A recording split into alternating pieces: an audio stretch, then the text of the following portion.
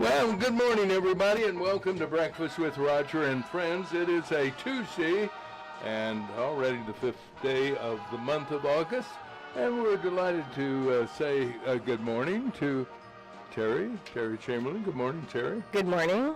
And Mike Olson back from a lovely vacation in sunny Florida. Right, at Perdido Key, Florida. Perdido Key. Just west of Pensacola, right? And just before you go into Orange Beach and Gulf Shores, Alabama, which I know a lot of people in Peoria are familiar with that.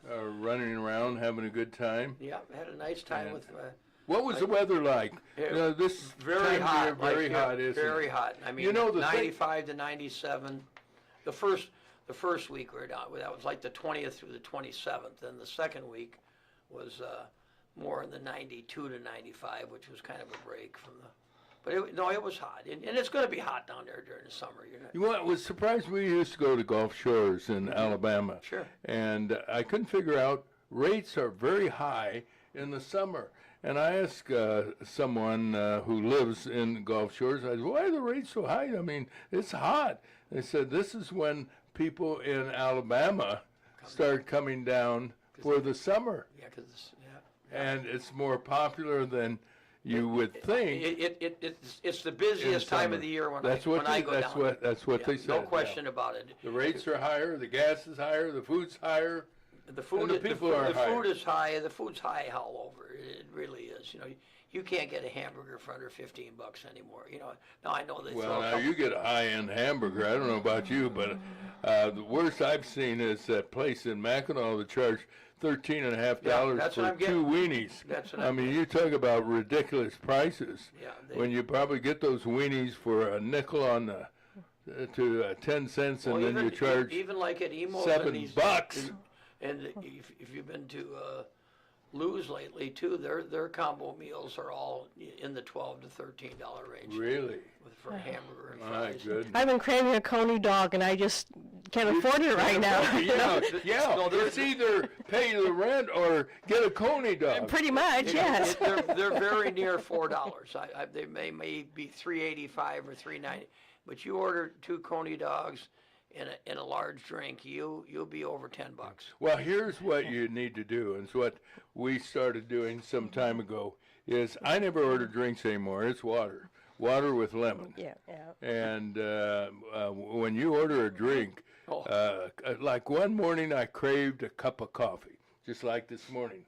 Yeah. What did I do with my coffee over there? There it is. I made a cup of coffee, and I tell you, it was cheaper than $3.85. Yeah. But one of the things they do is you get refills. Now, you have to trip the waiter when they come by to say, would you fill my... It's not that bad. But what it costs for drinks, soft drinks, coffee, or whatever, is a crime. Well, just think if you're there with, say, 2 grandkids or, you know, another couple. Oh, I don't take the grandkids anymore. I can't afford it. No question. But, I mean... And that's the first thing. Can I get you something to drink? Yes. Because that run, even if it's just the two of you. That causes the register to start dinging. And we're not talking about a alcoholic drink either. No. We're talking about a soft drink or a lemonade or, you know, you're talking pretty much $4 in most places now. Yeah. Well, if not, close to it. Yeah, they'll go through. And the same is true down around Perdido Key? Definitely. And I'm with you 100%. I order water And could I have a couple lemons with that? And You know, in the beginning, when we first started doing it, the servers would kind of wrinkle up their nose like, oh, gee, these would show a couple of cheapskates. no, And, I think more people are. and you know, I was willing to say, you bet, honey. But at any rate, now a lot of people are doing it. Not everybody, or even close to everybody. Well, it's But no, They know, you know, if you, there's no saying if you can't afford to eat out, don't eat out. Yeah, that's right. It's a good, Well, glad to have you back. it's nice to be back. And Now, are you expecting it to snow? You've got on a well, sweatshirt. I heard it was 62 degrees, and you know when you've been in 97 and 98, Well, yeah, that is a big switch. it's a switch. I'm Yeah. telling you. You must have played golf. You got a nice tan. Well, more beach and we don't. My wife and I both have bad knee problems, so we don't go down in the sand of the beach. But there is a clubhouse where that overlooks the beach area, and there's a pool right there. So, but no, we got a lot of, and it was the longest I've ever. I was there 15 days. Yeah, I know it's that. We recognize how long you were. You don't need to tell us. We're the ones that were suffering without your presence. Well, But it's great to get away, isn't it? it's nice to get away, but I'll tell you, and this is for the people of Central Illinois. I still think some of the best people in the world are right here in Central Illinois, and I know we have problems at times, and so does everybody. Oh, you're kidding. But We a have lot problems. of good people, and I think what I like is being involved in many things. No matter where you go, whether you go out to eat, whether you go to a game, whether you go, I went over to a Sunday morning league game last night, and you're going to see 20, 30 people you know. That no, yeah. Yeah, and at least you can say hello to, and some you, boy, nice to see you, haven't seen you in a while, Well, you're well known, and if you would move to Florida, I've heard it from my kids too. Why don't you retire, Dad, and move to Florida? I said, I don't want to move to Florida. I was born and raised and educated in this area, and I love the people of Central Illinois. Well, you'll make friends down there. You know, you're type of guy that, but it's different. It took 90 years for me to make friends. I don't think I got 90 more to go. I don't think I Well, have. hey, it's nice to any. be back, but like It's you say, nice, right? nice to be back with you folks and the people of Central Illinois. Remember the song that Frank Sinatra sings, so nice to go traveling, but so nice to come home. I think it's so And I very think true. that's it. Well, let's do what we do each and every morning, bring you the most comprehensive news in Peoria radio right here on WAZU, along with our news partner, WCB.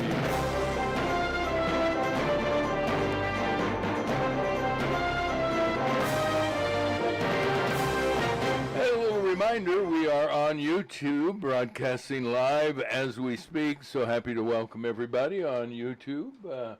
And hope you stick around with us for most, if not some, of our 3-hour broadcast this morning. This portion of our program brought to you by Spoon River Home Health, bridging the gap in healthcare. They've been around since 1993, caring for people of all ages in their homes where recovery and healing faster and more comfortable, that's for sure. Learn more from Spoon River Home Health Services at 309-245-0723. Well, speaking of the weather, our weather, according to forecasters, we're going to have another sunny and pleasant day today. We'll take it. There's a slight chance for rain. We heard that yesterday, and Kyle was adamant there will be no rain. And unless there were some scattered showers we don't know about, he was spot on. The high today, 84 tonight, clear skies, a low 66 tomorrow. Sunny and warmer, up to 88. Thursday will reach 90, Friday and Saturday 91, and Sunday 88. Yeah. Right now we're at a cool 66 degrees. And now the news, here's Terry.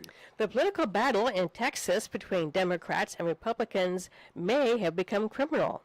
A bunch of Texas Democrat lawmakers have left the state to prevent Republicans from calling for a vote to approve a redistricting plan that favors the GOP. Republican House Speaker Dustin Burrows signed arrest warrant for the missing Democrats, which were approved by those lawmakers who were present. Texas Governor Greg Abbott then requested the arrest of Democrats by the state's Department of Public Safety. Legally, some believe the missing Democrats could be charged with felonies. We hope not, but That would not look very good on their job resumes. The argument is over gerrymandering, a common practice, especially in Illinois, where it flourishes under Democrats. Republicans in Illinois have argued for years against redistricting by Democrats and Democrat judges. Texas Republicans have been unable to pass their redistricting proposal without a quorum due to the Democrats boycotting the legislative session, which was supposed to start yesterday afternoon. And a little reminder, we'll be joined by former Congressman Ray LaHood, get his perspective on what's going on in Texas and in Illinois. Illinois Governor J.B. Pritzker, who many believe will run for president after his reelection, held a news conference to publicly welcome Texas Democrats to Chicago. Pritzker said he commends Democrats for their courage while they vacation in the Windy City. The governor blamed Donald Trump for the political battle. The Israeli government has returned to international news. Is meeting today to determine whether troops will move into Gaza to occupy the land held by Palestinians. Some are predicting the military will take over the Gaza Strip entirely after Hamas failed to agree to a peace agreement which would have ended the nearly 2-year war. Meanwhile, the Israeli cabinet has voted to fire the country's attorney general, who is currently prosecuting Prime Minister Benjamin Netanyahu for alleged corruption. Critics of Attorney General Gail Baharav-Miara say she has been after Netanyahu for quite some time.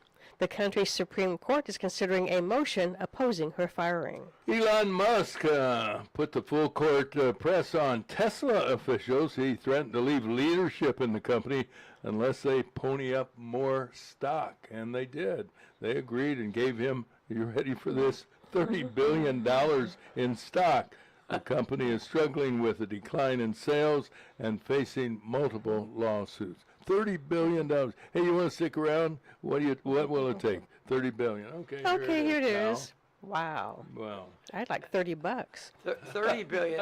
I don't mean to deem negative on some, but a lot of people would have trouble even writing with 3 and zeros. Yeah, how much money that is. Guys. Exactly. It takes $999,999,999. Well, if anybody would know, to give you would. $1 billion. $1 billion. It's 909. I mean, 1 million is quite a bit, isn't it? Yeah. If you had a million, Yeah, and then throw in 1 million is billions. nice. So now, if you have a billion, you have 999 of those things, and then if you have 30 of them, can you multiply 30 times? You get, oh my God. Yeah, 280 something. Anyway. It's a lot of them. In local news, a 36-year-old man was shot multiple times in the hand Saturday around midnight in the 3300 block of Westwell Knowles Drive. You want to know where that is? Yeah. No other details were released by Peoria police. And a 16-year-old girl suffered a graze wound to the shoulder from a bullet last evening in the vicinity of East Corrington and Indiana on the city's East Bluff. She was treated at a local hospital. City police arrested 26-year-old Sergio Delgado Rodriguez after he allegedly robbed at gunpoint a clerk at that BP gas station on South Adams Street. That's on Peoria's far south side. It happened early Saturday morning, shortly before 2:30. Rodriguez didn't get far. He was grabbed not too far from the scene of the robbery without incident, and he didn't spend much time behind bars either. A judge released him after he was charged with armed robbery, possession of a firearm, no FOIA card, and aggravated possession of a weapon. You know, why put him behind bars? Let him roam around, because he's going to have to raise money probably for his defense attorney, unless he gets a public defender, and he might get that at gunpoint too. Wow. An accident last night injured 2 people shortly after 9:30. A car went out of control on Lancaster Road. One of the victims had to be extracted from the vehicle by first responders using the jaws of life. That person was airlifted to St. Francis. The second person transported by AMT with minor injuries. And as a look at some of the stories we're following, this segment brought to you by our friends at Hometown Community Bank's division of Morton Community Bank. Wonderful 46 locations in central Illinois to serve you. Look for the clock tower and you'll know They have time for you. I love that tagline. Member FDIC. From the WCBU Newsroom, I'm Ben Howell. Superintendent Sharon Karat has set an ambitious target for Peoria Public Schools in her final year as District 150's top administrator. Karat says they want to see a significant increase in each school's Illinois standardized test scores in English, math, and science. I know it's a big goal, but we're going for 10%, a minimum of 10%. Every school, they're on board. Our teacher says, yes, we're on board. Karat says the schools have designed some impact strategies for meeting that goal as part of their Mission Possible campaign. The 2025 Illinois Superintendent of the Year is leaving her position after this school year when her current 5-year contract expires. The Greater Peoria residential real estate market showed a bit of an uptick in the second quarter. The Peoria Area Association of Realtors reports the period's housing sales in the region are up more than 1.5% compared to a year ago. PAR President Chris Hilton says that likely reflects growing consumer confidence as interest rates have stabilized. The Peoria Police Department is among the numerous law enforcement agencies participating in Tuesday night's National Night Out Against Crime. Peoria Police Chief Eric Echevarria says the annual event is a great way to build safer neighborhoods through positive relationships. We have officers going to different areas, and it's always a good time and a fun time to have people out and engaging with each other. 31 neighborhoods across Peoria are taking part in the night out, giving residents an opportunity to connect with law enforcement and first responders. The Peoria County Sheriff's Office will also participate in National Night Out activities being held at the new City Hall in West Peoria. And Illinois is joining another multi-state lawsuit against the Trump administration, this time challenging restrictions on gender-affirming care. Capital News Illinois reports the lawsuit seeks to block an executive order banning gender-affirming care for people under age 19. It also attempts to prevent the U.S. Department of Justice from filing criminal charges against doctors who provide care. Multiple Illinois healthcare providers have stopped providing gender-affirming care to comply with the federal guidelines. Illinois Attorney General Kwame Raoul declined to say whether healthcare providers should continue providing care while a judge considers the lawsuit. I'm Ben Howell. All right, let's get into the world of sports. And with all the latest scores and stories, here's the guy who's been there, done that, Mike Olson. Good morning, Michael. Thank you very much, Roger. Nice to be with you and Terry this morning and our many listeners. Well, on the big league diamonds last night, the Cubs tried hard. It apparently looked like they tied the game up late in the game in the seventh inning. They were losing 3-2, and had a man on third, and the shortstop ended up hitting the ground ball down the third base line, and he appeared to, it was called safe. Yes, he was, yeah. And when they had the replay, darn it. He missed the bag. He missed the bag, and I was telling my wife, I said, I don't want to be too hard on the gentleman, but you know, one of the first rules you learn when you start baseball, and specifically base running fundamentals, is make sure you touch the bases. Yeah, that's the first thing they tell a 4-year-old. Now this is the base, and you are don't touch safe. it. You got to touch it, and you'll be safe. Right. If you beat the throw. Right. And Dansby missed it. How do you're a major leaguer. You just hit a 2-run home run. Yeah. And you missed the base. And now it's only by inches. Oh, it was only inches. But how big is the base? It's bigger. They enlarged the bases a couple of years ago. Just to help people like him. Well, just to shorten the distance between people stealing to put a little running back into the game. I would say it's probably about 17 inches now. You know, by 17 inches, it's pretty much a square. Did you hear me yell at the TV last night? Well, Everybody else in the neighborhood a lot of people did. Because Pete Crow Armstrong, are you going to touch about him, what he did? Yeah. He got hit and he moaned and groaned, and because he didn't start, because last game he struck out 3 times out of 4. See, you know better than I do when a player is hot and he makes the tour of the other teams, second time around, they know how to pitch to him. So he gets on base, and a guy hits a line drive to the second baseman. Takes that second step. And Armstrong is going the wrong direction and gets doubled off, and there went their rally. Yeah. And he ran, last I saw, he was still in the men's room at Wrigley Field for the boob that he made. I'm sorry for interrupting your wonderful sportscast. The Reds end up winning 3-2 then. Like I said, the Cubs appeared to tie the game in the 7th, but Swanson missed first base, and on the appeal it was very obvious that he did. There was no And even going back to Armstrong, remember when he got picked off? Yeah. He got up and ran back to the dugout like, "Hey, I got picked off," you know. It was, but Well, what he was doing, he was running to the dugout to get medication. yeah. Well, I guarantee nobody said much. I mean, Oh, no, they don't. They don't ignore say, you. "Well, you just you come on in there." He knows what he. They don't. There's very little that goes on. Remember the old days with Billy Martin and some of those Oh, guys? he would get in the player's face. And if they came in the wrong place, he'd find which way they're coming in. Usually you can come in. Some of them you can come in one end or the other and the middle. Some you can always come in on both ends, depending on what you usually go out one end towards the batter's box, and you come in from the outfield when you're in the outfield from the other end. But boy, Billy would be right there. Him and Reggie Jackson used to meet there sometime for.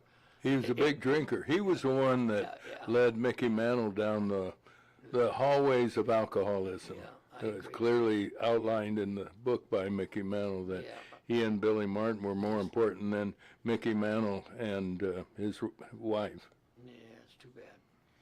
Anyway, the other action last night, the Cardinals ended up beating the Dodgers by the identical score of 3-2 also. So congratulations to the Cardinals. That's a big win over a good LA team. Tonight's game, the Reds will be at the Cubs again at 7:05. The White Sox are out in Seattle at 8:40 our time, and the Cardinals are still out in Los Angeles, a 9:10 start tonight. I'm sure people that follow baseball a little bit have known that Aaron Judge has been out of the lineup for about the last 10 days. Yeah. I actually didn't know He's that. set to return on Thursday after What's the matter with him? a flexor strain in his right elbow, so a little bit of right elbow. Well, I have that every day.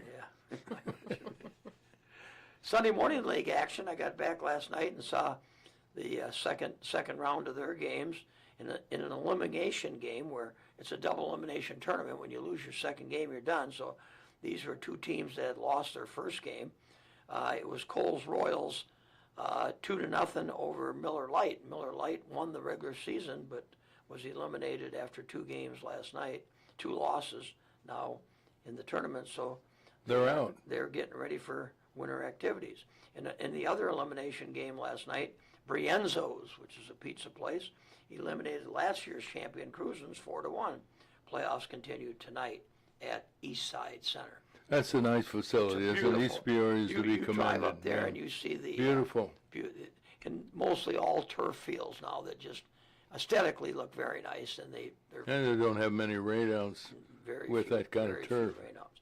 And then I'd like to talk about just a little bit about District 150's new dome at Peoria Wonderful. Stadium. And it's some people may remember the Logan Ice Dome where we played hockey here when first indoor facility. That was probably about 220 feet long because the ice rink is 200. And when you came in, there was a little room there to move around, but not much on the other end. But if you've ever been out to the Louisville Slugger one, that's about the size it is. It's good size, probably close to 300 feet long, which would be the length of a full football field. And they talk about the grand opening. They inflated the bubble, so the bubble's up. It's on the north end of Peoria Stadium. It's back at what I'd call the old north parking lot, not the main parking lot, but the north parking lot where you come in behind that by the scoreboard end of the field. And they say the grand opening will be in October, which will make it good for when the weather does get inclement, that the spring baseball teams, tennis, track and field, they even say golf. I'm sure they'll have some sort of golf netting where you can actually hit into a golf. So I think it's a great move for the district, and I congratulate Superintendent Karat on her leadership and the Park District. Folks in the Park District. Yeah, it's a nice addition to the athletic area over there at the stadium, and they redid the stadium about 2 years ago. I haven't been out. Have you been out Yeah. since they had the renovation completed? Very nice. Very nice, And good. even the grandstands painted. And It seems like only yesterday when the sidewalks had bumps, cracks in it, and everything else. Careful walking, It was yeah. like an obstruction course. yeah. Well, that's sports on there WEZU you go. 90.7 FM in lovely Peoria, Illinois. You know, it's wonderful with the way things have developed at the Peoria Stadium.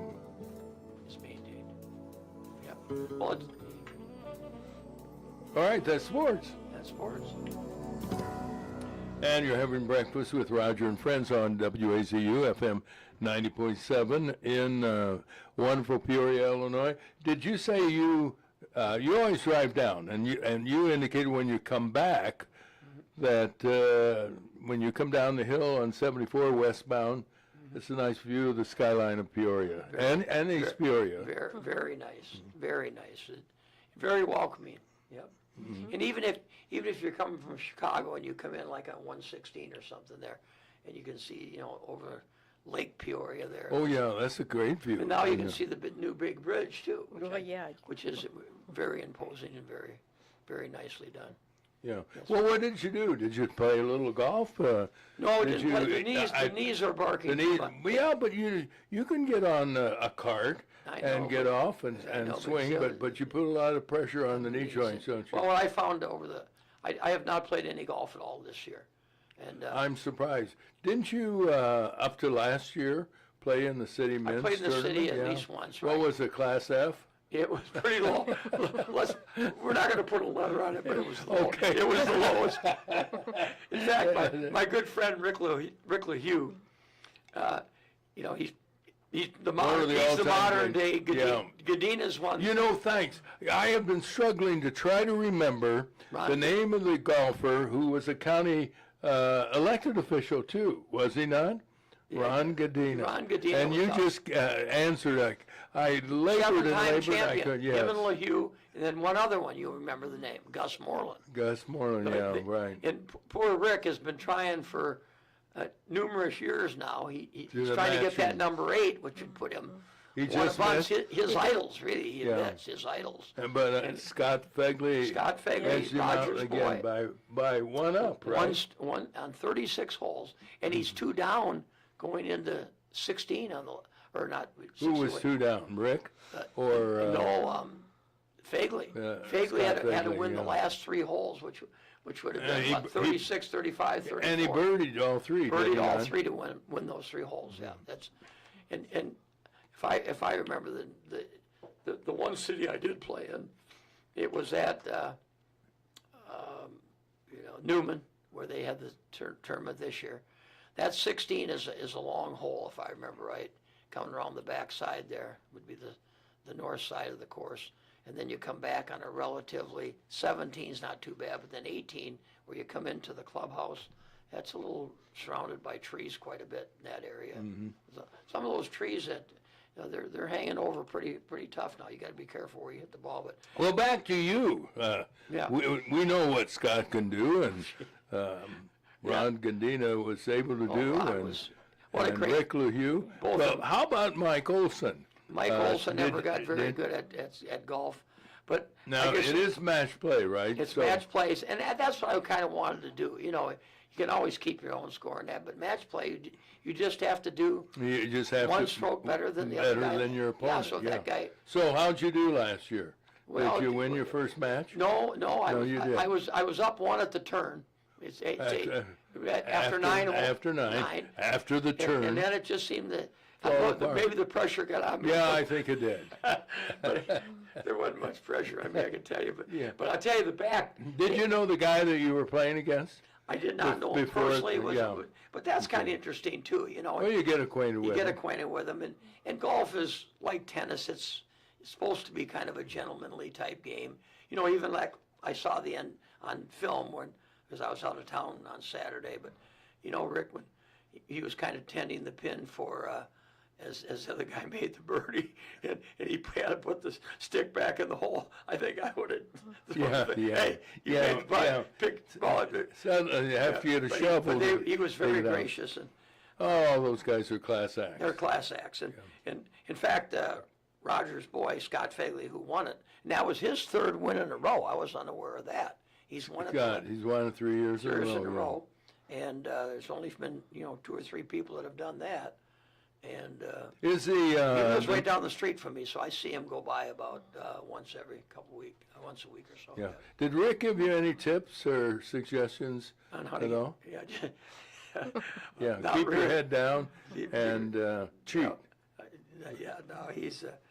But one thing I remember telling him, in other words, the championship flight, they start like on Monday because they have like the most number of golfers, and then they want everybody to finish on Saturday. Well, I was in C flight. There's championship A. Well, see, and that's C. not bad. Sea flight isn't bad. It's the last It's one. not real. Well, it was for us guys that shot over 100. Yeah. And so there was like 4 of us. So we didn't have to start. I was in the semifinals of the city, you know. Well, be proud of that. Flight C. Yeah. But Flights. I can remember seeing Rick at the course that day, and I think he was just out there watching a buddy tee off of the championship flight. I go, hey, Rick. Hey, I'm still playing, buddy. He looked at me. I know what you're playing. Yeah. This is good. Well, it isn't how you play the game, it's playing the game. Playing the game. Who said that? Roger Monroe. That's a good one, though. It's not how you play it, it's playing it. Yeah, exactly. All right, let's get an update on the news.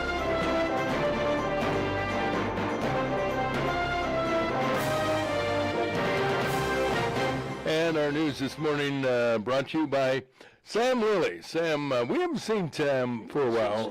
He had a little health issue there for a while, and we need to bring him in. Super nice guy. Titan, man, from And he's been in the insurance business for over 40 years. This guy is the dean of insurance brokers. He knows insurance, and he's available to help you. He'll analyze what coverage you have to make sure you're getting the best coverage for the right price. And you can reach Sam Lilly anytime at 309-245-4374. Of course, that's area code 309. And now with the 309 news, here's Terry. The political battle in Texas between Democrats and Republicans is getting nasty. A group of Texas Democrat lawmakers have left the state to prevent Republicans from calling for a vote to approve a redistricting plan that favors the GOP. Republican House Speaker Dustin Burrows assigned arrest warrants for the missing Democrats, which were approved by lawmakers who were present. Texas Governor Greg Abbott then requested the arrest of Democrats by the state's Department of Public Safety. Some believe the missing Democrats could be charged with felonies. Their argument is over gerrymandering, a common political practice, especially in Illinois. Republicans in Illinois have argued for years against redistricting by Democrats. Texas Republicans have been unable to pass their redistricting proposal without a quorum due to Democrats boycotting the legislative session, which was supposed to start yesterday afternoon. Elon Musk put the full court press on Tesla officials. He threatened to leave leadership in the company unless they ponied up more stock. They agreed and gave him $30 billion in stock. The company is struggling with a decline in sales and facing multiple lawsuits. In local news, a 36-year-old man was shot multiple times in the hand Saturday around midnight in the 3300 block of West Willow Knolls Drive. No other details were released by Peoria police. And a 16-year-old girl suffered a graze wound to the shoulder from a bullet last evening in the vicinity of East Corrington and Indiana on the city's East Bluff. She was treated at a local hospital. City police arrested 26-year-old Sergio Delgado Rodriguez after he allegedly robbed at gunpoint a clerk at the BP gas station on South Adams Street on Peoria's far south side. It happened early Saturday morning, shortly before 2:30. He was grabbed not too far from the scene of the robbery and charged with armed robbery, possession of a firearm, no FOID card, and aggravated possession of a weapon. And those are the headlines, Roger. And he's walking around as we speak. And as we speak, we talk about the weather, brought to you by Steve Sink. He's a managing partner of PHX Affiliates. This guy knows business, and for a good reason. He's a business broker. He's been in that profession for over 20 years. And what he does, he works with clients who are interested in buying a business, maybe selling them, maybe both for that matter. He knows business. Steve Sink, neat guy, PHX Affiliates. And Steve's phone number, 309-696-8508. Weather-wise, talk about nice. What wonderful weather we're having. It'll be another great day like it was yesterday, sunny and pleasant today. A slight chance for rain. Rain didn't occur yesterday. Some people were talking about it on the TV, But our meteorologist, Kyle Arnold, said it will no rain. And it looks like no rain today as well. The high today, 84 tonight, clear, 66 tomorrow. It'll be sunny and warmer.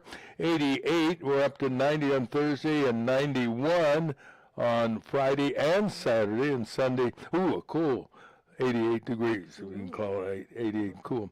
Currently, our temperature at 66 degrees, and we were talking about how nice it is to go traveling, and maybe you remember this song, Frank Sinatra. It's very nice to go traveling to Paris, London, and Rome. It's oh so nice to go traveling, but it's so much nicer, yes, it's so much nicer to come home. It's very nice to just wander the camel route to Iraq. It's oh so nice to just wander, but it's so much nicer, yes, it's oh so nice to wander back. You know, you look back on this song, and remember in the lyrics he talks about going to Iraq? I don't think it's so nice. Not so nice So, at all. I'm trying to think what year that came out, but it was long before we started having trouble with in the Middle East. There was trouble, but I think it's more hidden from the news media than anything else. But Frank Sinatra, I don't know about traveling. I was very fortunate in part, thanks to Uncle Sam, to get around over in Europe for that matter. But I always made a point, I don't know about you, Terry, that how often you traveled, and obviously you did some traveling because you were in Wisconsin for a while and going back and forth. But do you recall a favorite vacation that you took outside of Peoria? Or outside of Wisconsin? Where did you, Stevens Point, is that where you Stevens Point is lived? where I lived for 8 years. How'd you wind up there? Was that your husband? Ex-husband got Okay. transferred to Spurgeon's, which To where? Spurgeon. Spurgeon's was a Oh, yeah. small town department store, and Stevens Point was a starter store. Is that right? So after 2 years of training, then he got his own store. Well, that's Stevens interesting. Point. Was it kind of like Block and Cool or Bergner's or Witzig's in Morton? There or Penny's. It was very similar to a Penny's Penny's. store. Penny's is still out of Northwoods, isn't it? So Is far. it hanging on by a thin thread. thread or Yes. whatever? I've always liked Penny's, but having said that, I can't remember the last time I was in J.C. Penney. Oh, me neither, because I just don't go shopping anymore. So I just wear what I have in the closet. Yeah. If it Heck fits. with it. Well, I know when you talk about it's so nice to go traveling, so nice to come home. Not just Florida. Mike Olson has done a lot of traveling in his day for one reason. As a hockey player with Michigan State University, your team traveled all over the Big Ten, did it not? And then we also got sir. places like Denver. Denver's Yeah. when the hockey Could you started, tell the difference? When you were in Denver, could you tell the difference in the air? yes. You bet you can. And not only that, you really felt it out on the ice. And- Well, I can imagine. Well, remember when the Olympics, like in '68, were in Mexico, I believe. And anyway, they were in a high altitude. I remember reading about how our athletes, this was summer games, track and field, that they were training in high altitude. You know, I mean, I wasn't aware of, you know, whether you're in Denver, East Lansing, or Madison, what's the difference? Yes. Yeah, there's a difference. And like the guy that told us, and I'm not, we got beat the first night like 9-1. I mean, that's a bad. If you ouch, can go ouch. 9 times 7, that's 63-7 if it was a football game. I mean, you should all probably been fired. But anyway, fortunately, in the college hockey, when you travel, you're going to play 2 games. You're not going to just go travel to Denver or to Colorado College or to Minneapolis or to, Ohio State and play one. So you play Friday and Saturday night. So the next night, the coach says, we're going to get some oxygen on the bench. And the guy wants to talk to you before the game. And like the guy said, it's not going to make you skate any faster. It's not going to make you shoot the puck any harder. But he said what it's going to do, if you want to take it, I'll be at the end where you come off the ice, the other guys jump on, is I'll have the oxygen there, and if you want to take a quote-unquote hit on it, I'll make it available. It'll be available, He yeah. said, and he said what it does, because it fills your lungs back up, kind of artificially, right? Rather than what happens when you're having trouble. So you're not breathing. It gets you back to normal breathing faster. Oh, I see. So did you take a We hit? took it, yes, and you we saw the won the difference? second night. We You won did? like 2-1, yeah. No kidding. In fact, the same thing came up in our 60 Olympics. We were losing. We needed to win the last game to win it. This is not the 81 that everybody knows about. We had actually won in 62. That was with my uncle, Waldy Olson, that you interviewed a couple numbers. Yeah, great guy. Unfortunately, he passed away a year ago. But they were the Russians needed us to win so they could at least get a medal, because we had beaten them, and I think they had lost to the Canadians too. So they need, and if this team we were playing, we'll say it was Sweden or Finland or something, if they would have beat us, they would have got like third rather than Russia. So supposedly the story goes, the Russian got near and got the message, you guys need to take oxygen. You know what I'm saying? And my uncle says there's a little truth to it. He says not everybody did, but I guarantee you when you're in higher altitudes, you're Oh, I know. your breathing is heavier, and The air is lighter. And the air is lighter, right? So you're gasping rather than just normal. Well, I didn't guess.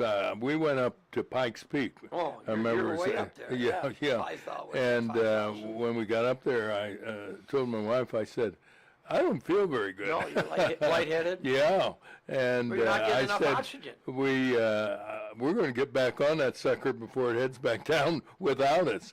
Yeah. And I couldn't wait to get back down. It does make a difference. And that was years ago. I was at one time in pretty good shape. Yeah. But boy, I'll tell you what. And I just wonder, have you seen this commercial of this guy who was on Shark Tank or whatever? He's promoting this portable oxygen where you breathe into it and get a jolt of oxygen. I'd be afraid to do that because you might decide that you need it all the time. Well, what do you got there? I got my oxygen. Yeah, I'm just getting oxygen, and it's supposed to replenish the oxygen. Yeah. I don't know, but he's on time. Haven't you seen that, Terry? You're giving me that I've not quizzical seen look. that. No, but I've seen, and Mom got the multiple medical catalogs. There were cans of oxygen you could get. Yeah. So I'm familiar with it. I never Well, used then it, but then you see the people, and I think they've got them smaller now, but they'd have that. Aren't they usually green, the oxygen containers that people that need oxygen Yeah. just to breathe? oh yeah, we had when my niece got married. Mom's nurse was kind enough because her mom used them, and so she brought 3 of those small tanks, and I got Mom through Amanda's wedding and reception. So Yeah. Great. Well, for people who need it, it's a godsend. Godsend, You you bet. better, you gotta have it. No question about it. Hey, let's get back to what's happening in the Peoria Stadium. A tip of the hat, like you said, to Dr. Karat and the Yep, folks at definitely. the Peoria School Board. But that area was typically a large part of that was owned by the Park District, was it not? Or is it not still? Well, yeah, I've never been 100% sure how that's worked, but we talk about Peoria Stadium like the Diamonds and that. They're all. That's handled- Park District. That's Park Yeah. District, yeah.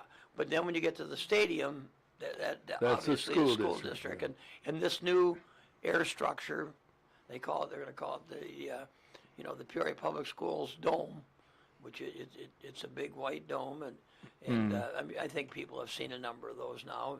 I think some people use it for storage now, even in different areas. Well, the one over in Pekin is deflated, and Yeah. as a matter of fact, it's been Well, removed. it's And been that's removed. really unfortunate, because that was somewhat of a entertainment Well, no, venue. they played a lot of indoor softball and kids baseball there during the winter. Well, we did a Patriots Yeah. program that brought in UMC the did. guy Lee Greenwood. Yeah. And it was a fantastic program, a nice turnout. Right. It wasn't packed, but still. you hate to see, because really, are there any real entertainment venues in Pekin of any size, or? Almost other than their nice basketball arena, which is obviously Pekin School District. The Park District has where you've been in to see hockey. Yeah, the Pekin Lagoon. Yeah, the Pekin Lagoon area. But that's not really an entertainment venue. It isn't. They It what was it? The Ambucks. I don't think they hold their event any longer, do they? An annual fundraising event at the Pekin Park.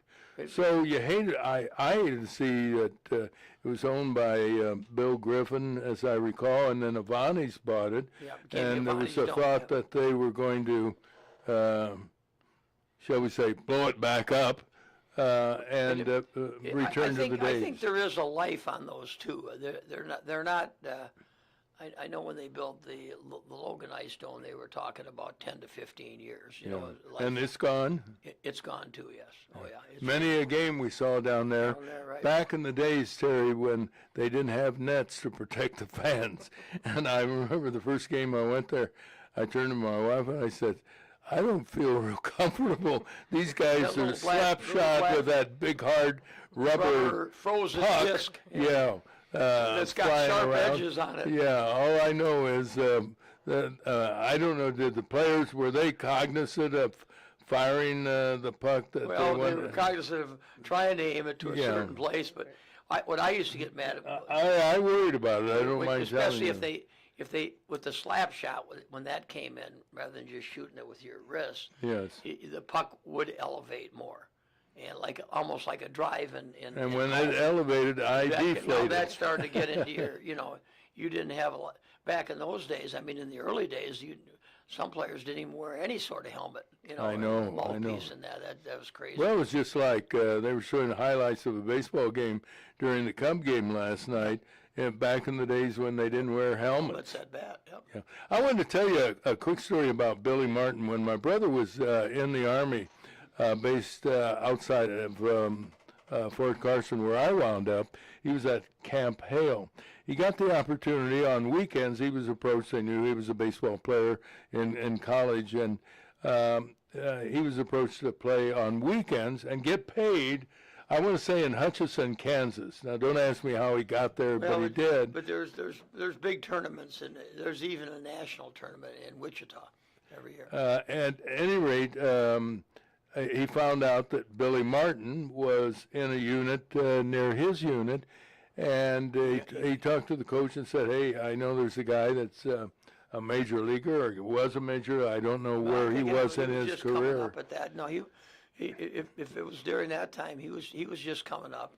So, at any rate, the coach said, "Yeah, we could use a good professional baseball player on our team." And so my brother went to Billy Martin and said, "Would you be interested in playing on weekends?" He said, "Yeah." And guess what? After that, Billy Martin never said a word, never said, "Hey, Zach, thanks a lot." That gives you an idea of Billy his, was, his yeah, character. He was Bill- fired. Didn't he get fired by George Steinbrenner about 4 times, as manager of the Yankees? Yeah. number of times. Yeah.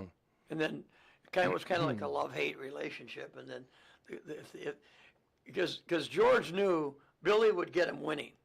I mean, because Billy was. Well, he's a competitive guy. No, he would get, so whenever they would have remember Bob Lemon coached, I think, Sure, one year. yeah. So, I mean, and he was kind of a nice gentleman that did. Bob Lemon, wasn't he on TV and was known as Lemon? Lemon. Hey, a lemon Robbie is a Lemon. lemon, yeah, for Robbie that matter. Lemon. No lemons over at Peoria Pet Crematory with our pet tip of the day. Today's pet tip is brought to you by Peoria Pet Crematory of Peoria and Lewiston, providing final care for family pets large and small, 24 hours a day, 7 days a week. Their phone number is 713-1898. That's 713-1898. More information is available at peoriapetcrematory.com. Pet lovers are dedicated to their animals, all species from horses to turtles and of course cats and dogs. If you are a pet lover, learn these little-known, somewhat amazing facts about your pet. Owners Owners of cats are very clever at coming up with ways of dealing with cat hair. Of course, the best and most common solution is to brush your cat often. Most cats enjoy the interaction with you that the brushing provides. Make sure that the bristles of the brush are rounded at the tips so that they will not scrape the skin. Rounded tips make hair brushing much like getting a massage. Try not to use a metal brush that has a sharp feeling to the tines.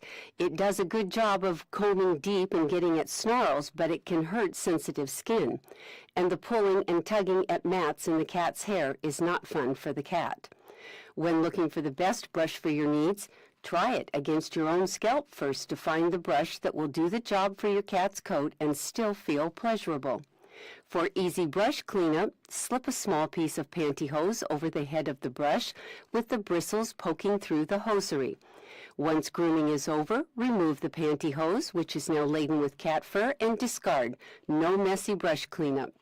Frequent brushing helps keep your home cleaner and also lessens the frequency of hairballs. If you still have a problem of hairballs, try treating your cat's food with 1 teaspoon of mineral oil.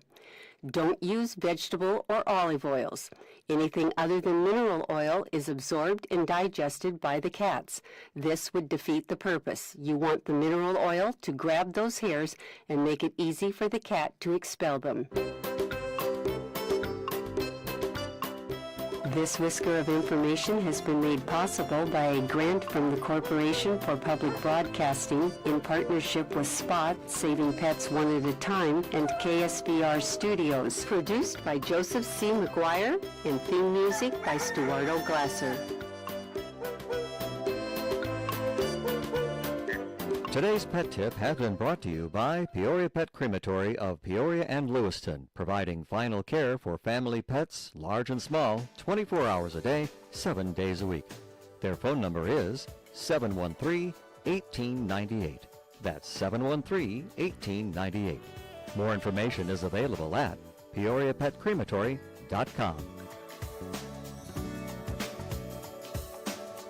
6:52 is our time, and we have a temperature of 66 degrees, and it's going to be another gorgeous day in central Illinois today, sunny and pleasant with a high of 84 degrees.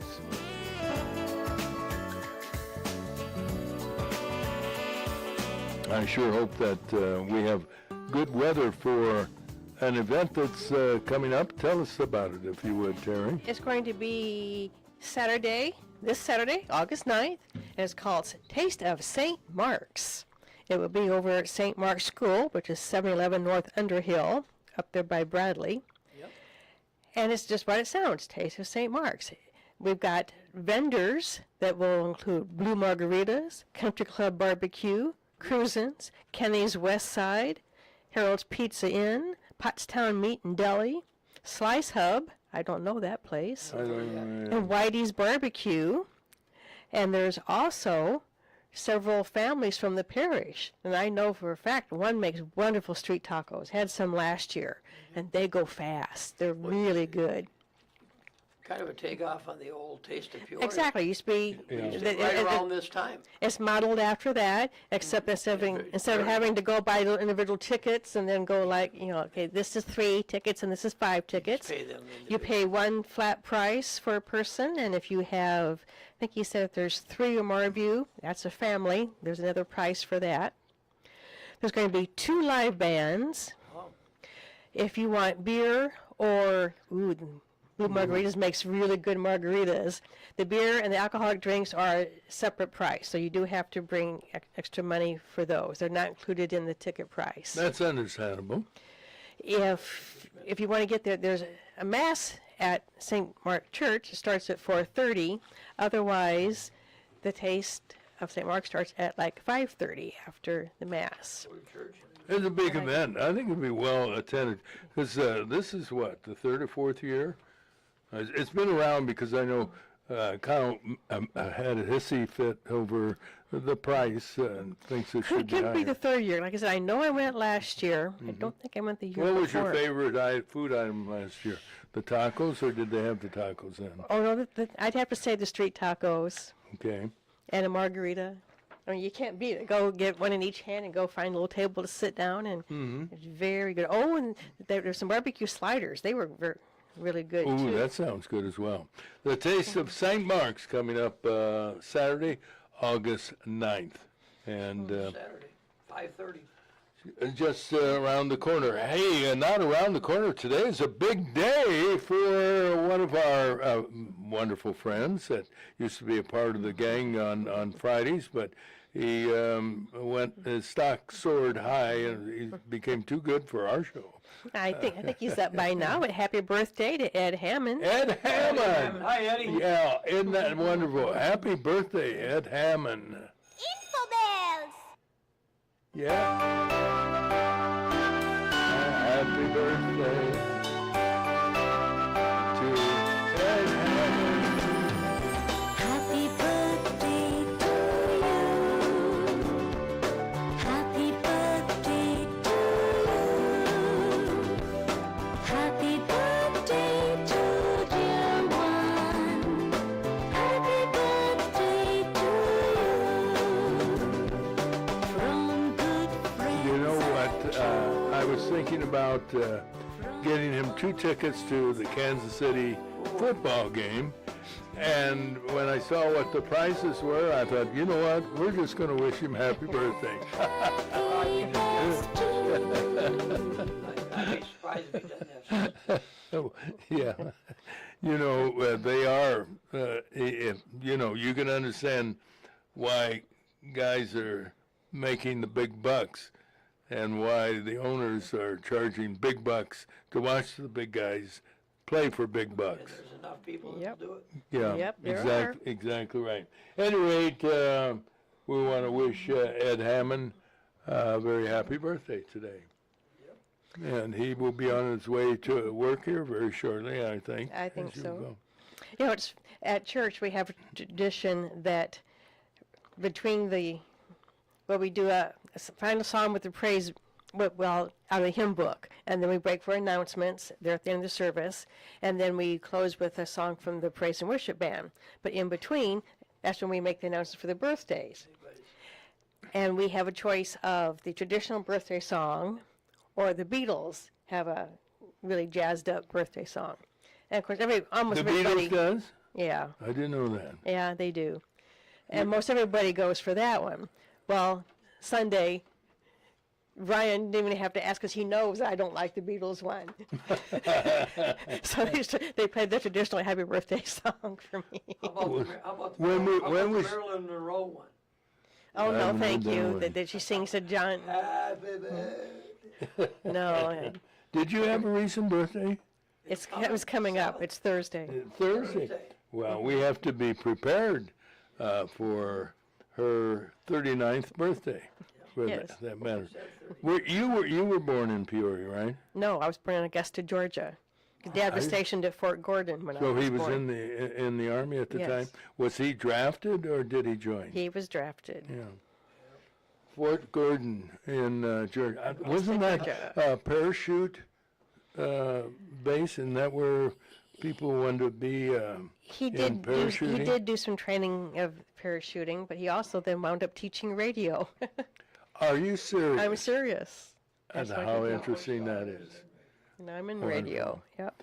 All right, well, that should do it for the first hour of Breakfast with Roger and Friends. So happy you could join us on WAZU FM 90.7 in Peoria, Illinois. And to those of you who are on YouTube, thanks for joining us. You can do the same thing for people who are listening on the radio. If you want to see our program in blinding color, you can go to breakfastwithrogerandfriends.com and then click on Watch live. Watch Live. You bet. News, weather, sports coming up next, and in the next hour, we'll be talking with the former Congressman Ray LaHood. And there's plenty of things to talk about politically. So stay tuned.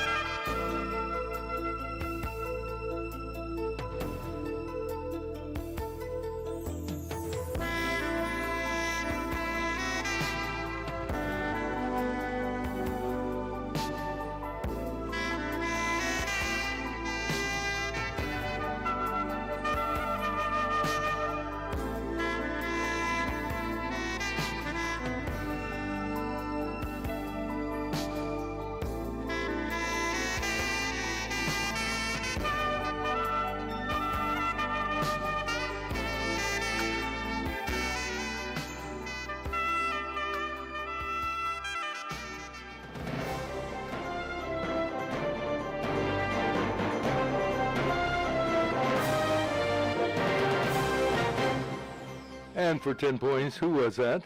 Kenny G. Kenny G playing. He plays this, I believe, the saxophone. Yes, what's the name of the song? Feels good? Oh, shoot. Songbird. Songbird. Does that sound ring a bell? Yes. Isn't that terrible? I saw It him, just did. saw him at Summerfest You in, did? in Milwaukee You're years kidding. ago. Oh, Yeah. really? Did he have a normal sax, or was it an unusually shaped sax? So many entertainers get like, I'm trying to think, the guy, Al Hurt, was it? Al Hurt played the trumpet. Yeah, but what I'm saying is, didn't his instrument have an odd shape? Just to call attention for the fact that he played. I don't think so. It was You don't kinda think so? with It's just a normal one? It did normal trumpet. All right, Yep. I don't know why I opened that. It was going nowhere. At any rate, we're going to have a check of the weather brought to you by Advanced Medical Transport of Central Illinois. In a time of need, AMT will be there in a matter of minutes with the most skilled and advanced pre-hospital care possible. AMT, fine folks dedicated to providing a better life through better health. And you couldn't get a better forecast for today, sunny and pleasant, with a delightful high of just 84 degrees tonight, clear 66. How about tomorrow? Sunny, warmer, up to 88. Thursday will reach 90, and Friday and Saturday 91, and Sunday 88 degrees. Right now we're far from it. We're at a very pleasant 65 degrees. And now with our lead story, here's Terry. The political battle in Texas between Democrats and Republicans may have become criminal.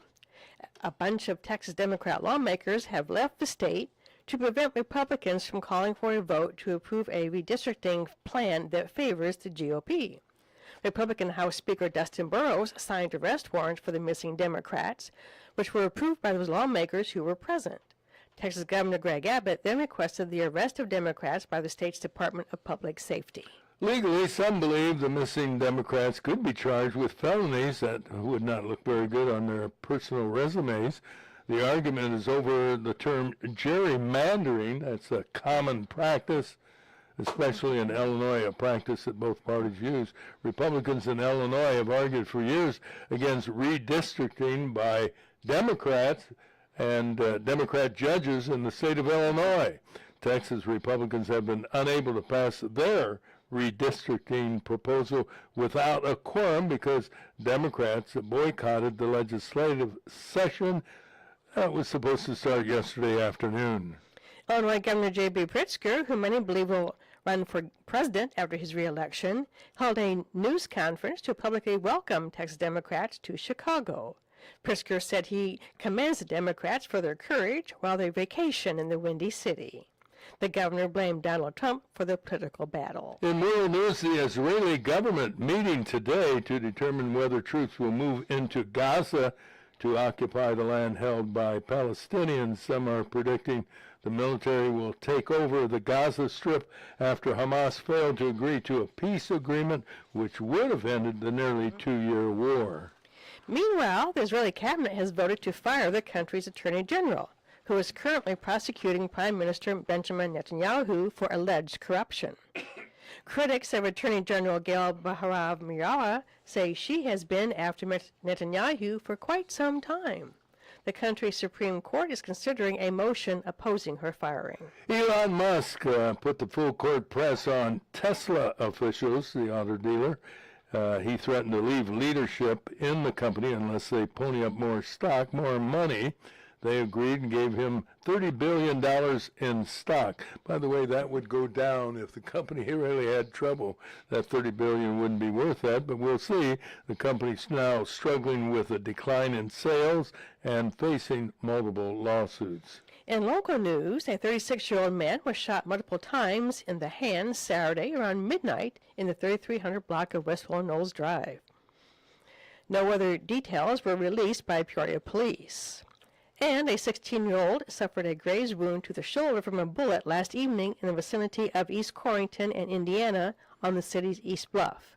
She was treated at a local hospital. City police arrested 26-year-old Sergio Delgado Rodriguez after he allegedly robbed at gunpoint a clerk at the BP gas station on South Adams Street. That's on the city's far south side. It happened early Saturday morning, shortly before 2:30. Well, Rodriguez didn't get very far. He was grabbed a short distance from the robbery scene without incident. And by the way, he didn't spend much time behind bars either. A judge released him after he was charged with armed robbery, possession of a firearm, no FOIA card, and aggravated possession of a weapon. An accident last night injured 2 people shortly after 9:30. A car went out of control on Lancaster Road. One of the victims had to be extricated from the vehicle by first responders using the jaws of life. That person was airlifted to OSF St. Francis. The second person was transported by AMT with minor injuries. And now we have news coming up from WCBU, but first we learned earlier that hard work produces results, and that's why Realtor Kathy Reynolds is so successful. She works hard to get results for her clients seeking to sell and or buy their next home. Learn more from Kathy Reynolds of Brilliant Real Estate. She's available 24/7 at 309-696-2162. From the WCBU Newsroom, I'm Ben Howell. Superintendent Sharon Karat has set an ambitious target for Peoria Public Schools in her final year as District 150's top administrator. Karat says they want to see a significant increase in each school's Illinois standardized test scores in English, math, and science. I know it's a big goal, but we're going for 10%, a minimum of 10%. Every school, they're on board, or a teacher says, yes, we're on board. Karat says the schools have designed some impact strategies for meeting that goal as part of their Mission Possible campaign. The 2025 Illinois Superintendent of the Year is leaving her position after this school year when her current 5-year contract expires. The greater Peoria residential real estate market showed a bit of an uptick in the second quarter. The Peoria Area Association of Realtors reports the period's housing sales in the region are up more than 1.5% compared to a year ago. PAR President Chris Hilton says that likely reflects growing consumer confidence as interest rates have stabilized. The Peoria Police Department is among the numerous law enforcement agencies participating in Tuesday night's National Night Out Against Crime. Peoria Police Chief Eric Echevarria says the annual event is a great way to build safer neighborhoods through positive relationships. We'll have officers going to different areas, and it's always a good time and a fun time to have people out and engaging with each other. 31 neighborhoods across Peoria are taking part in the night out, giving residents an opportunity to connect with law enforcement and first responders. The Peoria County Sheriff's Office will also participate in National Night Out activities being held at the new City Hall in West Peoria. And Illinois is joining another multi-state lawsuit against the Trump administration, this time challenging restrictions on gender-affirming care. Capital News Illinois reports the lawsuit seeks to block an executive order banning gender-affirming care for people under age 19. It also attempts to prevent the U.S. Department of Justice from filing criminal charges against doctors who provide care. Multiple Illinois healthcare providers have stopped providing gender-affirming care to comply with the federal guidelines. Illinois Attorney General Kwame Raoul declined to say whether healthcare providers should continue providing care while a judge considers the lawsuit. I'm Ben Howell. All right, thanks, Ben. Most comprehensive news in Peoria Radio. And so happy we continue with the latest from the world of sports. Mike Olson, Mike's side. Good morning, Mike. Good morning. Nice to be here in lovely Peoria, Illinois. You want to turn that microphone Yeah, I better turn around a it little on. bit I don't know there? how to turn There it. you go. There we go. Everybody wants Thank to hear the golden voice of Yeah, Mr. the Olson. golden voice. Thank you. Well, last night on the Major League Baseball diamonds, the Cincinnati Reds were able to get by the Chicago Cubs 3-2. Good game, but not good enough for the Cubs. The Cardinals were also played last night out on the West Coast in L.A., and they defeated the Dodgers 3-2. So congratulations to them. Tonight's games, the Reds versus the Cubs at 7:05 up in Wrigley. White Sox are at the Mariners in Seattle at 8:40, and the Cardinals are in L.A. again tonight at 9:10. New York Yankees are announcing that Aaron Judge, who's been out for about 10 days with a elbow injury, he shall return this Thursday. So I know the Yankees are looking forward to that, and the Yankees are just not the Yankees of old right now. Sunday Morning League Baseball playoffs are going on right now. This is the 110th year of the Sunday Morning League. They'll be crowning a 2025 champion with a final series at Dozier Park starting this coming Sunday, Monday, and Tuesday if needed. But last night there was 2 elimination games. There's 8 teams that get And last night at the Peoria Sunday Morning League playoffs on the East Side Center, That's right. the Coles Royals eliminated top seed Miller Lite 2-0. Miller Lite was the number 1 seed. The Royals, behind a real good pitching outing from Josh Caruso, ended up beating Miller, shutting them out 2-0. Another elimination game last night, Brienzo's, a pizza place, sponsored, eliminated last year's champion Cruisins 4-1. Playoffs will continue tonight at Eastside with the championship series starting on Sunday at 2 out of 3 evenings, Sunday, Monday, and Tuesday at Dozier Park. So good luck to all those teams, and good luck to the Sunday Morning League on another outstanding season. Rivermen announced this past week that their captain, Alec Bear, will be returning. And I think that's a good sign. Wonderful. That's a Great, good sign. yeah. He's an experienced player. He's one of their leading scorers, and I know him a little bit personally. He's a good man. I believe he's a Minnesota native, but he will good leader, good player, and good in the community. So glad to have Alec Bear back in camp for the Rivermen, and they'll be opening camp in September. Hard to believe.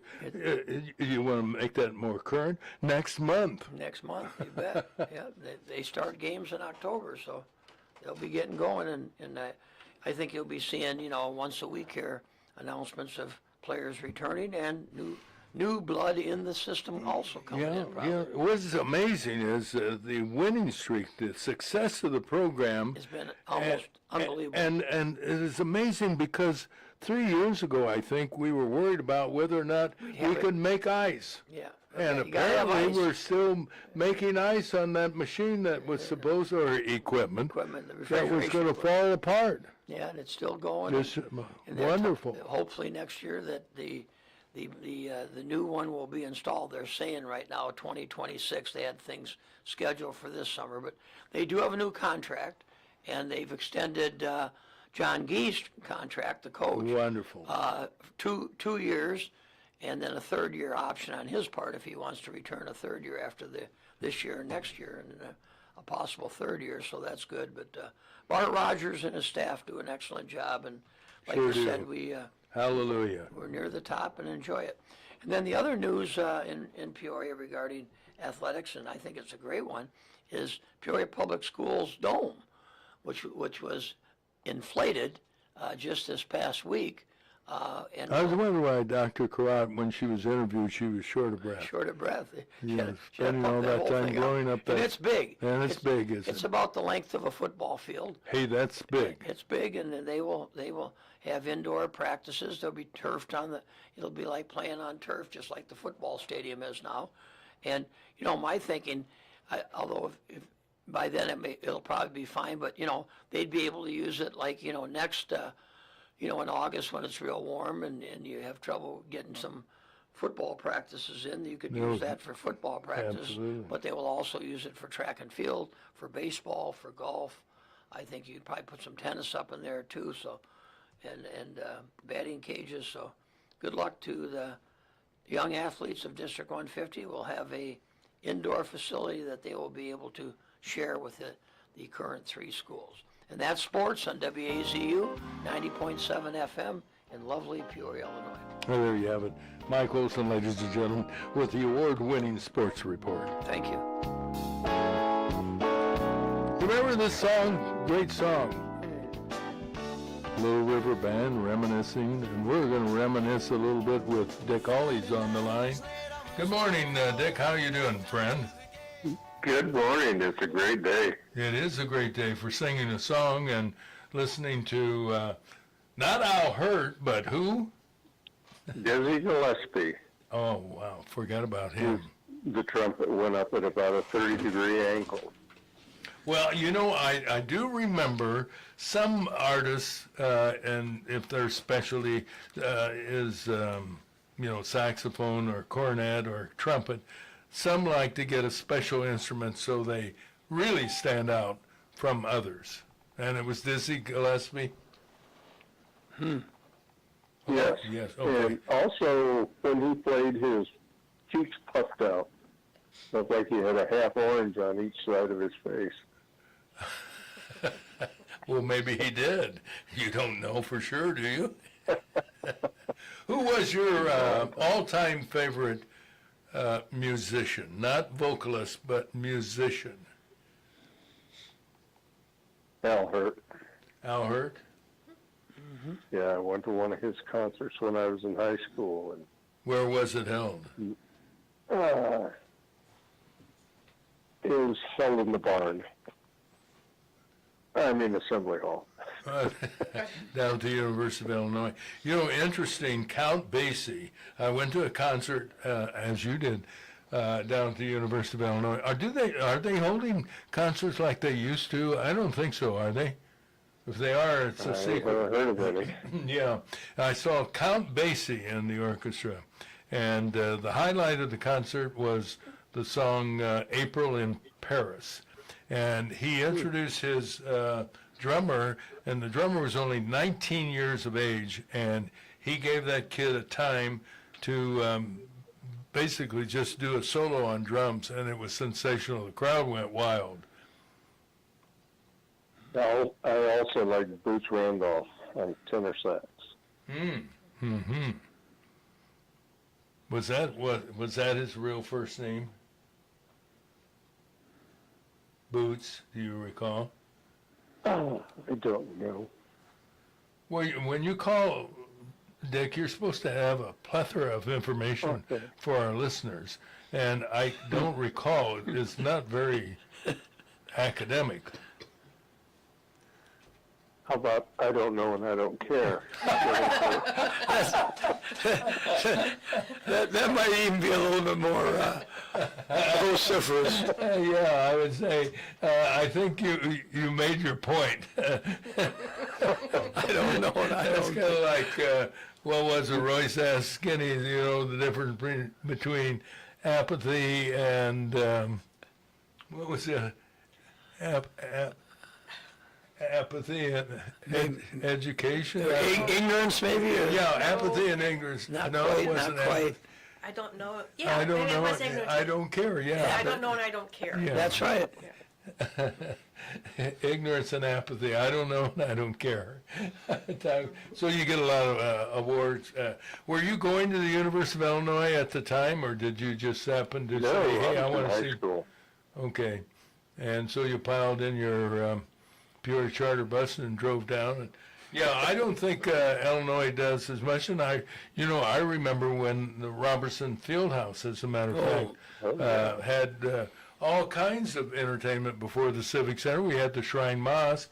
I remember Fred Waring and the Pennsylvanians appeared at the Shrine Mosque. And then the following year, he appeared at the Robertson Fieldhouse. And I remember it like it just happened last Saturday. I was at the show, and they opened with their signature theme song, I Hear Music, and then they hum as Fred Waring came to the microphone, and he said, good evening, ladies and gentlemen, I'm Fred Waring, and just then a man and a woman came in front of the, you can't really call it a stage, it was the floor, the basketball floor, and he interrupted his opening remarks and said to that man and woman, good evening, and they smiled and waved, and he said, where are you folks from? And I think they said, the husband said, East Peoria, and he said, well, that's wonderful, you know, we're from Hershey, Pennsylvania. We managed to make it here on time. What's your excuse? And the crowd roared, and that couple could not get to their seats fast enough. It was a great line. But I was working in the field house at the time as a student, and I remember when Holiday and Ice came. You beat it out of my mom. In fact, I was probably at that show, Roger. Along with a few thousand other people. Well, I remember that was one of the first dates that I took my wife to, was the Holiday on Ice, and and then we had a nice tenderloin and shake down at chocolate shake down at Hunt's. Hunt's Drive-In. And I think, boy, that's happy memories. oh, the good memories. Dick, did you ever go to a show at the field house? Oh yeah. Oh, yeah. Saw Doc Severinsen up there. Yeah, that's right. And didn't Bob Hope do a performance at the Fieldhouse? Do I remember that right? I don't know. I can't. One of the best shows was when Karen Carpenter, Karen and Richard Carpenter came and put on a absolutely wonderful show at the Yeah, Fieldhouse. Red Skelton was there. He was at the Red Skelton was there. He came to town a week early and walked around. He had localized a lot of his jokes. Well, you're right. And some woman, I don't forget who it was, said that she met him at Kmart on University and Remember that, recognized it. yeah. You remember it? And she, I guess, said, "What are you doing here?" And he said, "I'm getting information about Peoria because I'm appearing tonight." Yeah. He was such a lovable comedian, down to earth, clean, Yep. you know, which was kind of unique for that Unique matter. at that time, yep. Yeah, I remember in 1957 on his TV program, Gertrude and Heathcliff. You see that the new model car yet? And she said that yes, I spotted one the other day. Went over your head, didn't it? Yes. They used to be the seagulls on his. Yes, I did. You're shooting over our heads this morning. We're just getting up, Dick. Did you ever see any shows at the Shrine Mosque? No. I don't think I did either. I saw some gospel when they would bring in big name Southern gospel singers. I saw some of them. I remember going to the bar. Didn't the barbershop group play there every year? I remember seeing that one time. That's right. Thought that was very good. Bells of Harmony, which were the women. The women part, yeah. And then they had a number of men's groups of barbershop singers. Yep, came from all over the country. Yeah. Yep. And it was a movement that I thought was wonderful, but I guess people don't care for it. No longer. Yeah. And that's Sad. that's too bad. Well, anything else you want to contribute to the good of the show this morning, Dick Hawley? I'm not sure I contributed anything. Well, you did. You did. It's always great to hear the Thanks for calling, Dickie. the friendly voice. Hey, don't forget, wish Ed Hammond a happy birthday when you get a chance. Yep. Oh, yeah. His I birthday have to today. find some short candles. There you go. All right. Thanks, my friend. As always, great to hear from you. Bye. Hi. Dick Hawley, a regular listener, and always gives us some up-to-date information, and enjoy listening to Dick. At any rate, coming up here shortly, we're going to be talking to Ray LaHood. Ray gives us some wonderful political perspectives, so that's coming up. In the meantime, we'll pause he's for been this there. important message, so don't go away. Hey, Steve Harvey here for the Illinois Broadcasters Association, and in a recent survey, the Illinois Emergency Management Agency was asked to name the top 5 items that every Illinois family needs to have in their home's emergency disaster kit. Check out these answers. Water, can't live without it. Number 2, non-perishable food. Well, after all, a man gotta eat, right? Number 3, weather radio, and make sure you got fresh batteries too. Number 4, flashlight, even more reason to have fresh batteries on hand. Number 5, first aid kit. Look, there's no reason to feud over what items to put in your family's emergency disaster kit. Get the answers and more at ready.illinois.gov. That's ready.illinois.gov. Sponsored by the Illinois Emergency Management Agency, aired in cooperation with the Illinois Broadcasters Association and this station.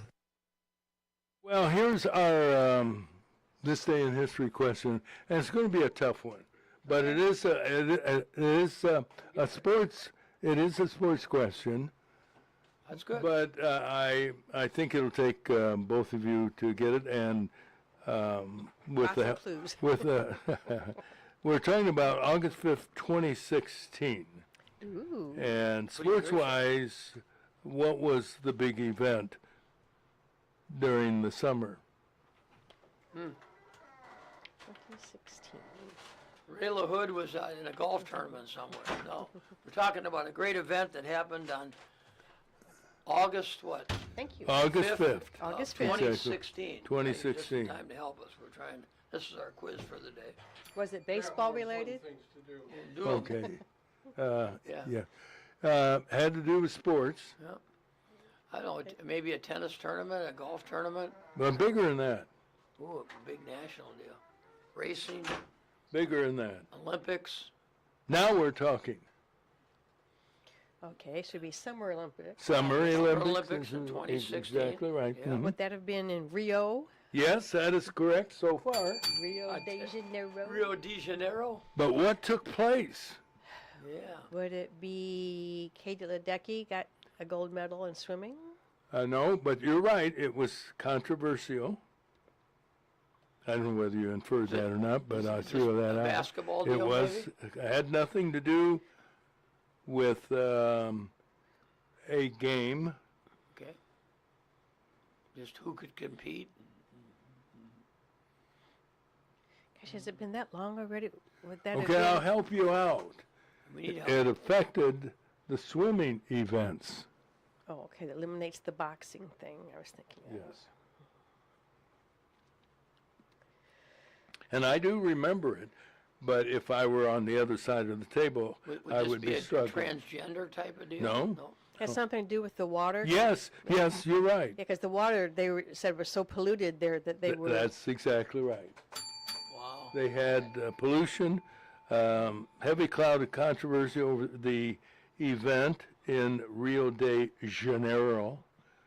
In the months leading up to the opening of the games, there was major publicity concentrated on exposing the polluted waters of the bay, the area where the sailing and windsurfing competition were to take place, along with many other waterfront areas. Large amounts of trash and sewage flowed into the bay, creating the long-term pollution issue, which native Brazilians were already well aware of. And during the Olympics bidding process, officials had promised to improve the condition of the waters before the games, but guess what? Never got Financial reasons affected the progress leading up to the games. World Health Organization officials warned athletes to cover cuts and scrapes with waterproof bandages before coming into contact with the water. Once the games concluded, reports of sickness among the athletes were incidental but not widespread. Okay.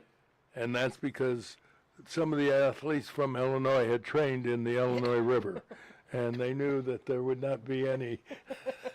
They were They were immune immune. system. They were immune. And Chicago officials during the training promised not to release sewage into the Illinois River. So, at any rate, that's a gross exaggeration of what took place during the 2016 But great job to Summer Olympic Games. Yep. That's all right.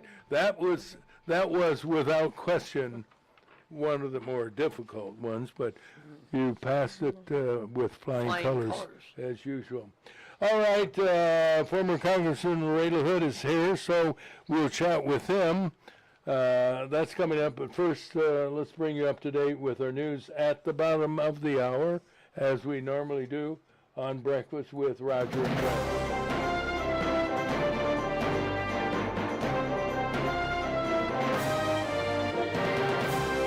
And as usual at 7:30, our news brought to you by our good friend Bob Manning, Senior Vice President Financial Advisor with the Grandview Capital Group at Morgan Stanley in Peoria. For all your investment needs, call Bob. He's available each and every morning and afternoon for that matter. His phone number 309-671-4653. Morgan Stanley Smith Barney, LLC, member SIPC. And we'll start with the weather. Sunny and pleasant today. Slight chance for rain, a high of 84. Tonight, clear skies, low 66. Taking a look at tomorrow's forecast, another beauty. Sunny, but a little bit warmer, 88. And then things get warmer as the week progresses. Thursday, 90, Friday, 91, also Saturday, 91, and Sunday, 88. Currently, our temperature at a very pleasant 65 degrees. With the news, Here's Terry. The political battle in Texas between Democrats and Republicans is getting nasty. A group of Texas Democrat lawmakers have left the state to prevent Republicans from calling for a vote to approve a redistricting plan that favors the GOP. Republican House Speaker Dustin Burrows signed arrest warrants for the missing Democrats, which were approved by lawmakers who were present. Texas Governor Greg Abbott then requested the arrest of Democrats by the state's Department of Public Safety. Some believe the missing Democrats could be charged with felonies. The argument is over gerrymandering, a common political practice, especially in Illinois. Republicans in Illinois have argued for years against redistricting. Yeah. You can't say that when, okay, I can't say redistricting. Redistricting is somewhat of a tongue twister. It is. Anyway, Texas Republicans have been unable to pass their proposal without a quorum due to Democrats boycotting the legislative session, which was supposed to start yesterday afternoon. Elon Musk put the full court press on Tesla officials. He threatened to leave leadership in the company unless they ponied up more stock. They agreed and gave him $30 billion in stock. The company is struggling with a decline in sales and facing multiple lawsuits. In local news, a 36-year-old man was shot multiple times in the hand Saturday around midnight in the 3300 block of Westwell Knolls Road. No other details were released by Peoria police. And a 16-year-old girl suffered a graze wound to the shoulder from a bullet last night in the vicinity of East Corrington and Indiana on the city's East Bluff. She was treated at a local hospital. City police arrested 26-year-old Sergio Delgado Rodriguez after he allegedly robbed at gunpoint a clerk at the BP gas station on South Adams Street on Peoria's far south side. It happened early Saturday morning, shortly before 2:30. He was grabbed not too far from the scene of the robbery and charged with armed robbery, possession of a firearm, no FOID card, and aggravated possession of a weapon. Wow. And those are the headlines, Roger. I guess so. A busy guy, and who knows where he is right now for that matter. At any rate, we continue, and we're delighted to welcome once again former Congressman and former Secretary of Transportation, Ray LaHood. Good morning, Ray. Right? Are you for got inviting me. golf scheduled today? No golf today. Grandson is coming from Texas, and I'm going to pick him up at the airport. Good. And then we'll see what the rest of the day holds. You bet. That's Well, I don't know where to begin. There's so many things going on in the political world, but I know when you were here the last time, we talked about gerrymandering. And in case there's some people that didn't hear it, tell everybody what the term gerrymandering means. It's a term that's used to describe oddly shaped maps. If you look at the Constitution of the state of Illinois, or any Constitution, every 10 years there's a census taken to determine how many people live in a state and live in the country. And at the end of that census gathering information, we come up with a number. How many people live in the United States? How many people live in our country? That will determine how many representatives there will be from each state.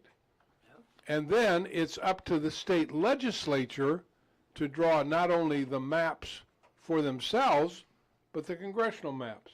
And it's all in the Constitution. What's happened is these maps have become very political. So the party in power, sometimes in some states it's Republicans, like it is in Texas, will draw the maps to draw in enough people from their own party to elect people from their own party to the state legislature or to Congress. In the case of Illinois, at one time, we had 24 congressmen. Today we have 17.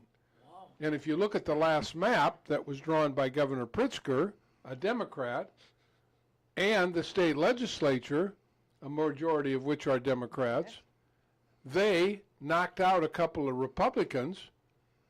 Deliberately, I might add. Deliberately, and drew maps so that even in suburban areas of Chicago, which have been traditionally over the years Republican, are now Democratic, because they've taken voters from Democratic areas and incorporated them in their districts.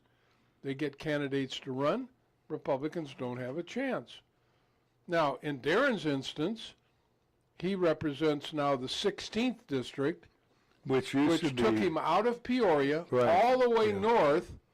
The old 18th district, which is now the 16th district, at one time, Peoria, Springfield, Jacksonville, Quincy, central and west central Illinois.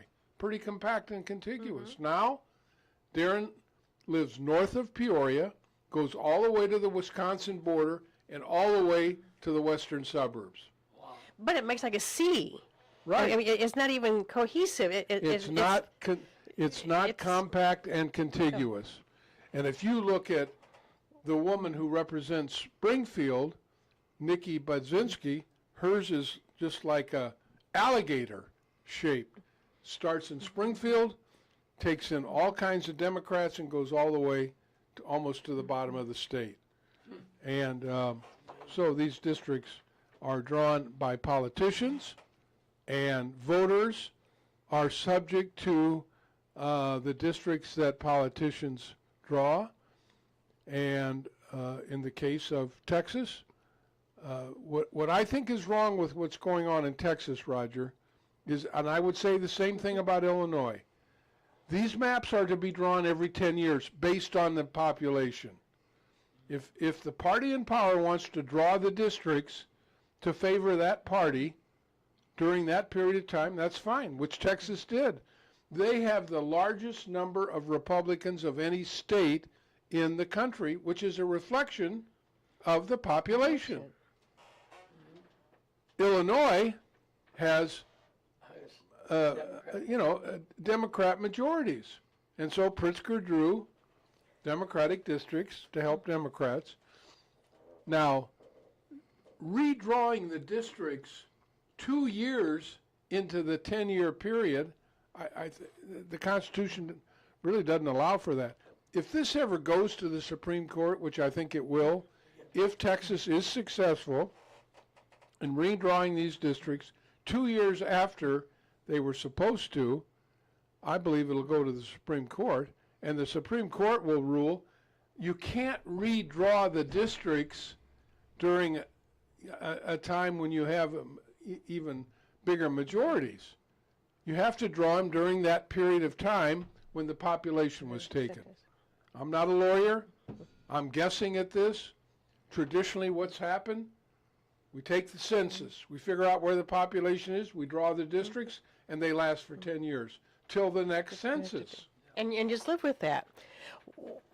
Wouldn't it be nice, in a perfect world, if we had an independent organization, and totally unbiased, and they came in to the states after a census and said, okay, and truly look at where the numbers are, how the thing, and they would make the districts. But that'll never happen. Brilliant idea, which is being done in 6 states. Really? Including California and Iowa, and we can Google and see where the other states are.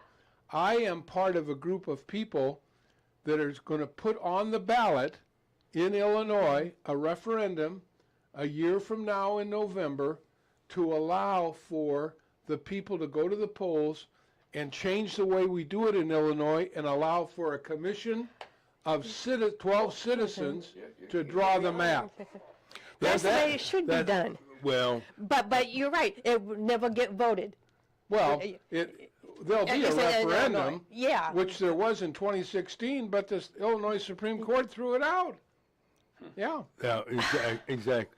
And there are 2 things that I want to bring up. First of all, who says you can find independent people with no political bias? Other states have done it, Roger. Well, that doesn't mean that they aren't.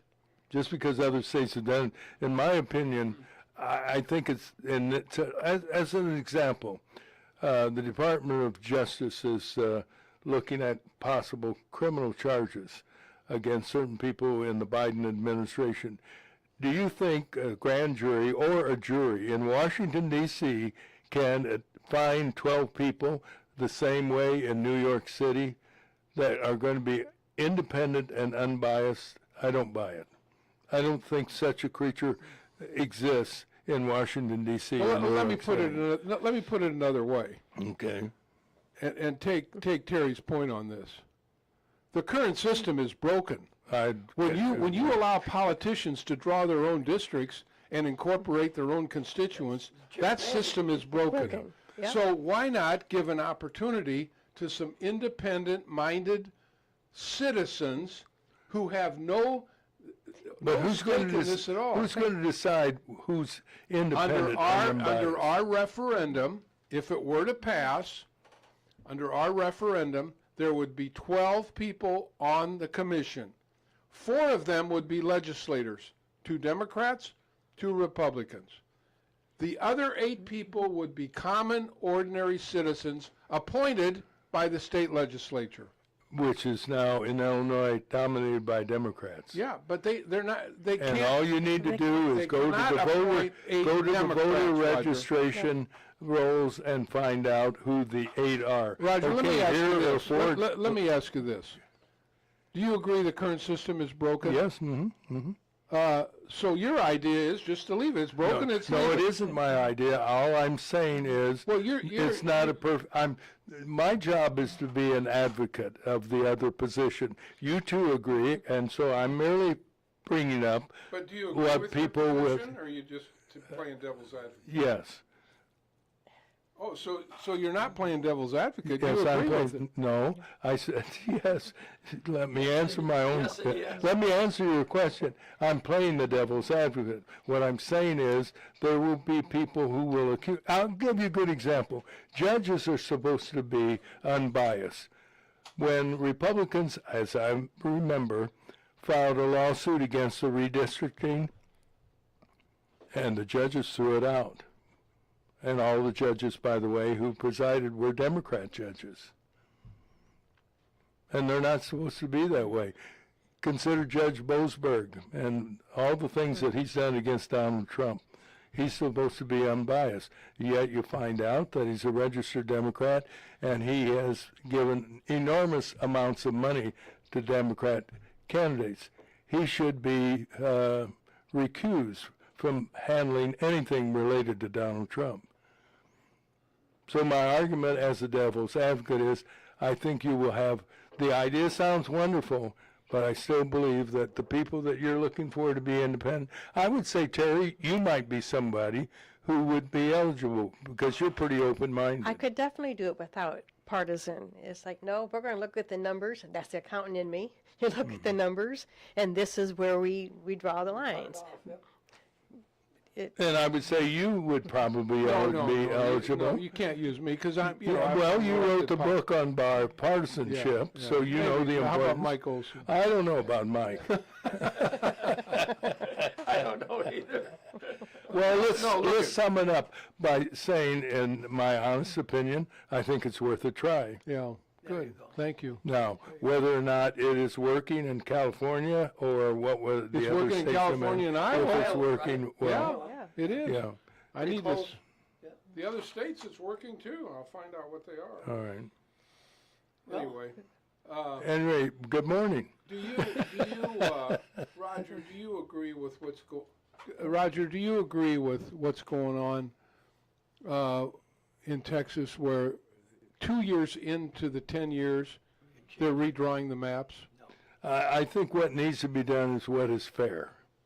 And how you achieve it, I don't know. I don't know what the legality is in, you're maintaining the Supreme Court is not going to side with the Republicans. I don't know. I'm not an attorney, as you indicated, to say what's right and what's wrong. I will say that what has been done historically by both parties, Ray, by both parties, suddenly with the Republicans doing what they're doing in Texas is real wrong, is very wrong. But what Illinois did under Governor Pritzker, that's okay. No, it's not. It's wrong, and I said it was wrong. Okay, Yeah. good. No, all no, right. no. I've said it's wrong. Look at in Texas. 10 years. In Texas, They not only have a supermajority in the state legislature, they have a supermajority of people that are serving in Congress. Just like Illinois. Yeah, and so what's why do they who's need wrong? to change the map? Well, You know why? apparently no, there's one reason why. Because they're going to pick up 5 seats. No, because Donald Trump told them to do it. I don't know whether that's true. You know, Ray, Well, it is true. it's so easy to blame Donald Trump for everything today. Why else are they doing it?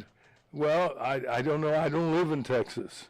But you look at nobody watches more news than you do. You know what's going on. Well, you watch more news than I do. Okay. Well, we're even. All right. Let's move on to another subject that is somewhat controversial. It'll be interesting. Your position is, why is it lawmakers are able to buy and sell stock? Nancy Pelosi reportedly made more money than any other person in the United States playing the stock market while she was Speaker of the House. There is, I believe, legislation pending to forbid members of Congress to play the stock market. You agree or disagree? I think members of Congress should not be able to buy and sell stocks because they have inside information. They sure do. And you, as a private citizen, did that, they'd throw you in jail. They would. It's against the law. And but the point is, Republicans control the House of Representatives and the United States Senate. Why haven't they passed a bill? Well, I agree. You know why? No, Donald Trump again, I suppose. No, good. not Donald Trump.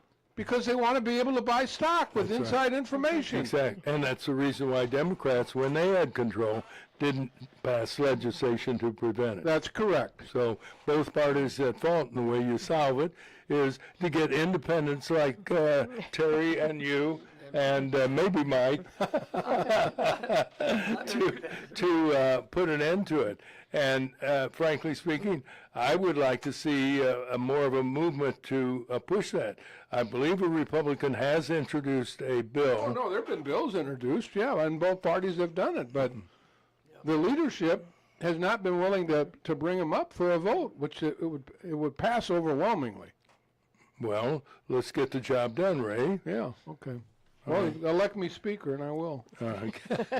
I don't think you want any part of it I anymore, don't. do you? And I couldn't blame you. I wouldn't be able to come on your show. Okay, let's go to the world stage, and let's go to the Middle East. It appears that two important things are taking place. For one, they have fired their attorney general because she has been attempting to prosecute Benjamin Netanyahu. But even more important than that is apparently Israel is going to militarily occupy Gaza. Your thoughts on that decision? The most important thing right now is that people get fed. There are people starving. There are children starving. This is not right. Food needs to get to these people. There's absolutely no excuse, no reason for people in Palestine to be starving. The food is available, and it's just a matter of getting the food to the people. That ought to be the number one priority by every world leader. And once that's done, then obviously it'll be up to Netanyahu and others to decide whether he's going to occupy Gaza. The reason to occupy Gaza is to get the hostages home. And apparently Netanyahu believes that's the only way that we're going to get the remaining hostages home, some of whom are deceased. But the families want the remains. They want closure. Yeah, they want closure. That's right. I think number one, feed the people, particularly the children. And number two, figure out a way to get the hostages back. Yeah, I heard this morning that Israel has approved and will begin doing airdrops of food. Oh yeah, good. And that's encouraging to hear. Of course. Because they don't. The problem previously has been that Hamas has been taking aid and using it for their own purposes rather than distributing it among the people who are. Netanyahu is going to lose the support of people in Congress that have supported him for a long time, and the American people, if they continue to see the visuals of children dying of starvation. I think that's one of the reasons why they're doing the airdrop.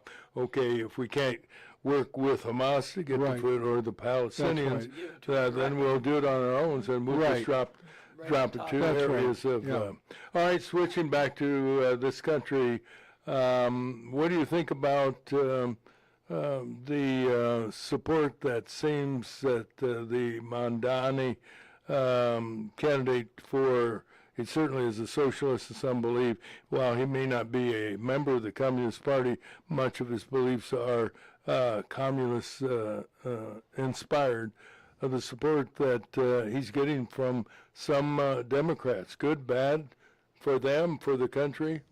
Well, look, elections are about ideas, about who can best run the city of New York, and the people ultimately are going to decide. They got some choices.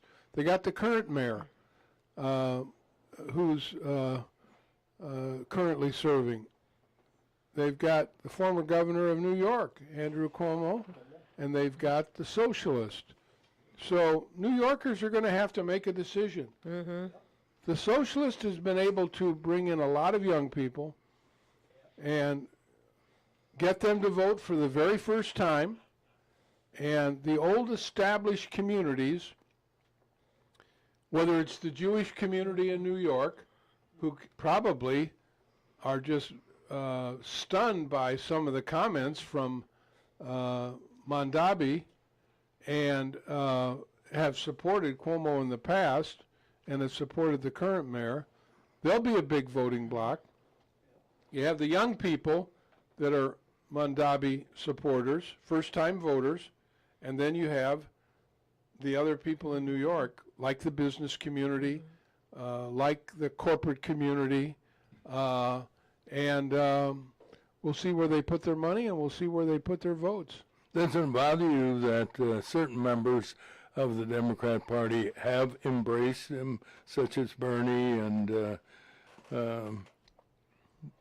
Chief Wahoo, whatever her name is? Yeah, I mean, no, it doesn't surprise me because they all think alike. Okay, all right. Yeah. But, you know, I think all of us who are old enough can remember when we could embrace some Democrat candidates, you know, Harry Truman, Sure. John Kennedy. Sure. But the Democrat Party seems to be leaning far to the left, and I don't think they represent the average American that the Democrats did under the leadership of Harry Truman and John Kennedy. Clearly that's the case, Roger. And if you look at the results from the mayoral primary, it's very, very low turnout.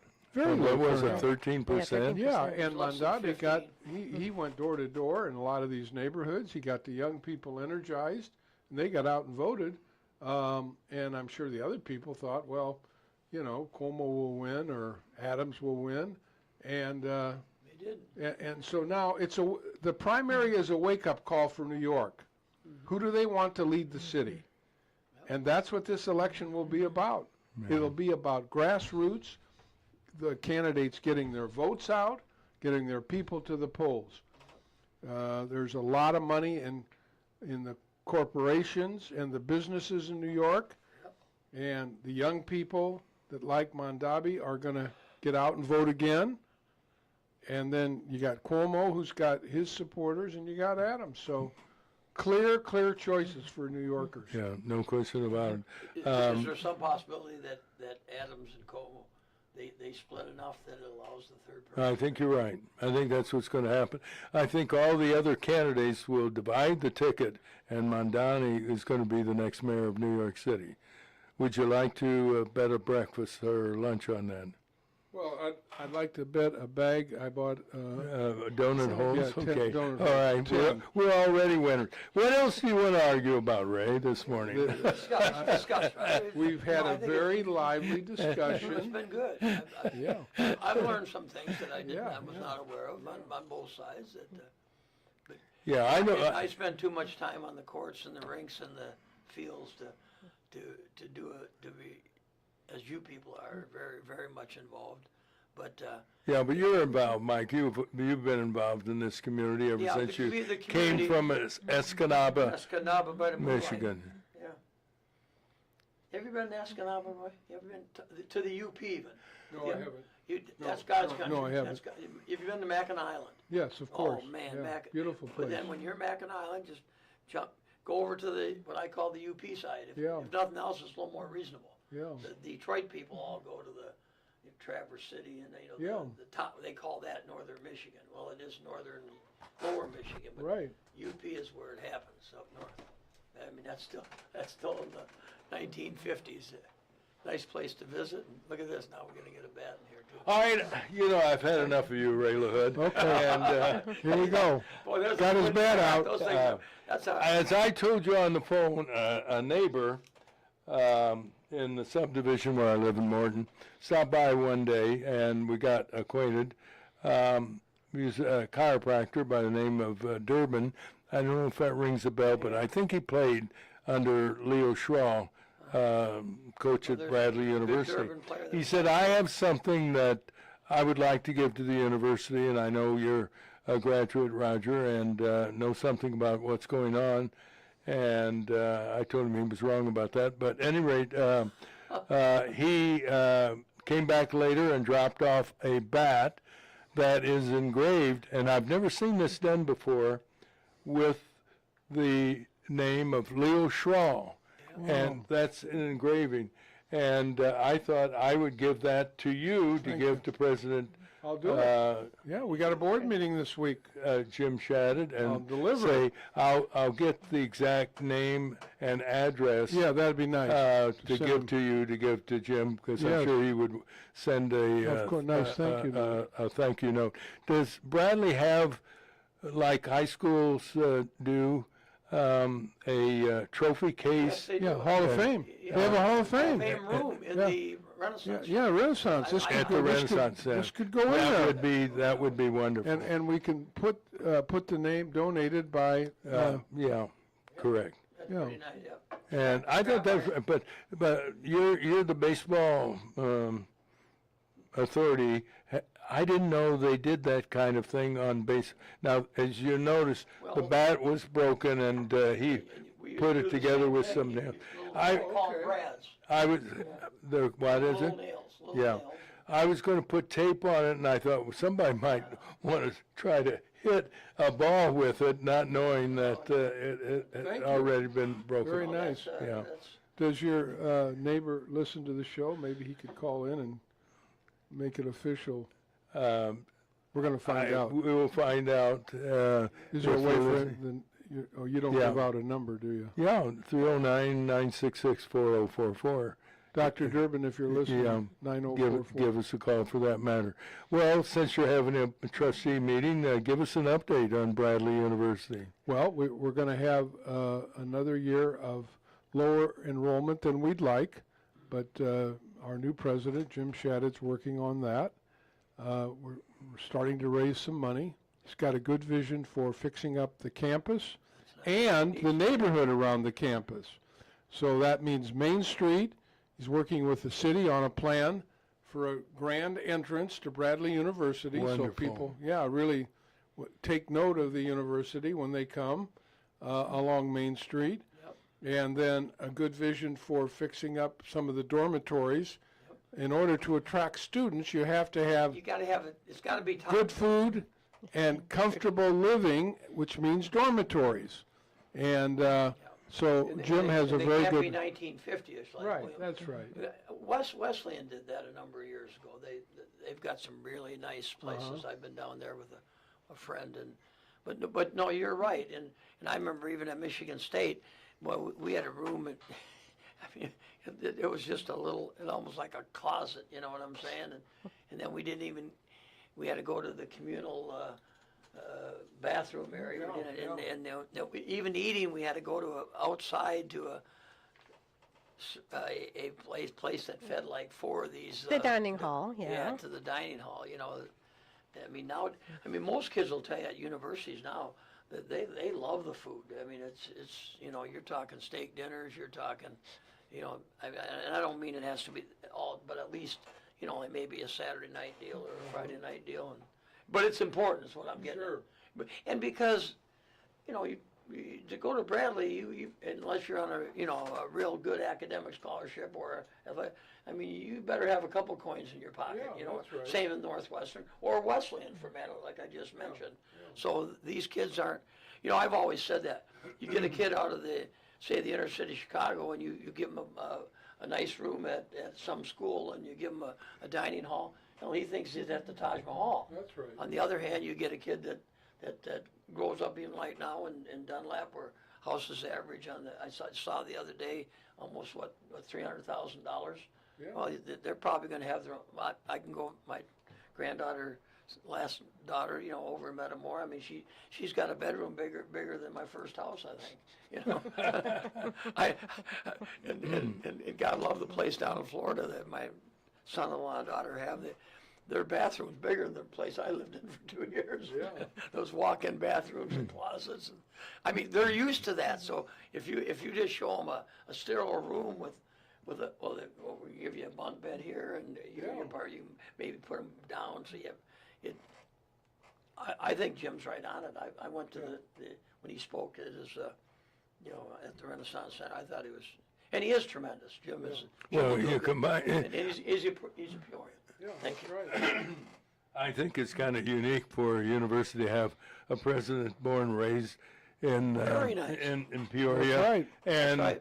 the also Went there. the Went there. athletic director. Right. Same Same deal. thing as They're as good as kinda anybody. unique, Yeah, very unique. All right. Anything else on the horizon? You're welcome to stick around as we break for the news. Thank you for inviting me. And thank you for answering the phone when I called. I took a lot of heat. Thank you for I the bell. I took a little heat the last time we were here. Ray LaHood, former Congressman, Roger, Secretary sometime of in your spare time, Transportation. we ought to go down and go through the Renaissance Center. We'll do that. To me, the Mr. A.J. Robertson stuff is just tremendous. Pictures of some of the great teams. All right. Remember, we used to see that when you went into the field house. Yeah. Some degree. Yeah. Mhm. If you go in the Renaissance Center, it'll be you can't miss it. All right. News, weather, sports next on Breakfast with Roger and Friends on WAZU FM 90.7 and also on YouTube at breakfastwithrogerandfriends.com. Click on live. Wonderful. So happy to see everybody. Stay tuned. Wanna make you understand, I'm talking about a lifetime prayer.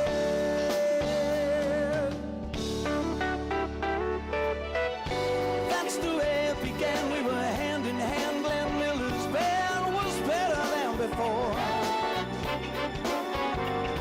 We yelled and screamed for more. And the poet too made us dance across the room.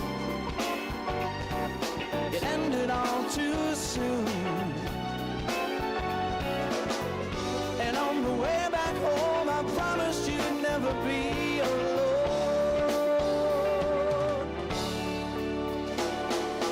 Hurry, don't be late. I can hardly wait. I said to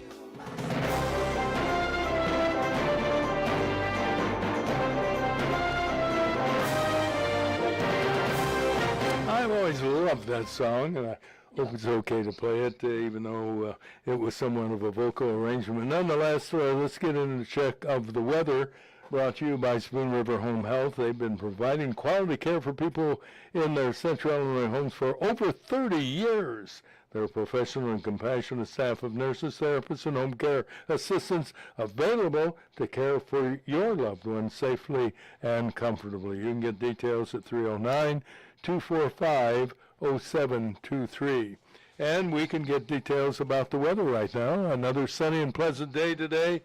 A slight chance for rain. We had a slight chance yesterday and no rain, as predicted by Kyle Barnold. The high today, 84. The overnight low, 66. How about tomorrow? Sunny and warmer, 88, a little warmer, and then we start getting even hotter. Thursday, it'll be 90, Friday, 91, Saturday, 91, and Sunday, 88. Right now, we're at 68 degrees, and here's Sherry with our lead story. The political battle in Texas between Democrats and Republicans may have become criminal. A bunch of Texas Democrat lawmakers have left the state to prevent Republicans from calling for a vote to approve redistricting, the plan that favors the GOP. Republican House Speaker Dustin Burrows signed arrest warrants for the missing Democrats, which were approved by those lawmakers who were present. Texas Governor Greg Abbott then requested the arrest of Democrats by the state's Department of Public Safety. Some believe the missing Democrats could be charged with felonies. That would look wonderful on their job resumes. The argument is over the subject of gerrymandering, a common practice, especially in Illinois. Republicans in Illinois have argued for years against redistricting done by Democrats. Meanwhile, Texas Republicans have been unable to pass their redistricting proposal without a quorum. They can't get a quorum because the Democrats are gone. They're boycotting the legislative session that was supposed to start yesterday afternoon. Illinois Governor J.B. Pritzker, who many believe will run for president after his re-election, held a news conference to publicly welcome Texas Democrats to Chicago. Pritzker said he commends Democrats for their courage while they vacation in the Windy City. The governor blamed Donald Trump for the political battle. And we had a little bit of fun this morning talking about gerrymandering and the Republicans and Democrats with former Congressman LaHood, and we appreciate it. In world news, the Israeli government meeting today, as we talked about with Ray, to determine whether troops will move into Gaza to occupy the land held by Palestinians. Some are predicting the military will take over the Gaza Strip entirely after Hamas failed to agree to a peace agreement which would have ended the nearly 2-year-old war. Meanwhile, the Israeli cabinet has voted to fire the country's attorney general, who is currently prosecuting Prime Minister Benjamin Netanyahu for allegedly being corrupt. Critics of Attorney General Gail Baharav-Miara say she has been after Netanyahu for quite some time.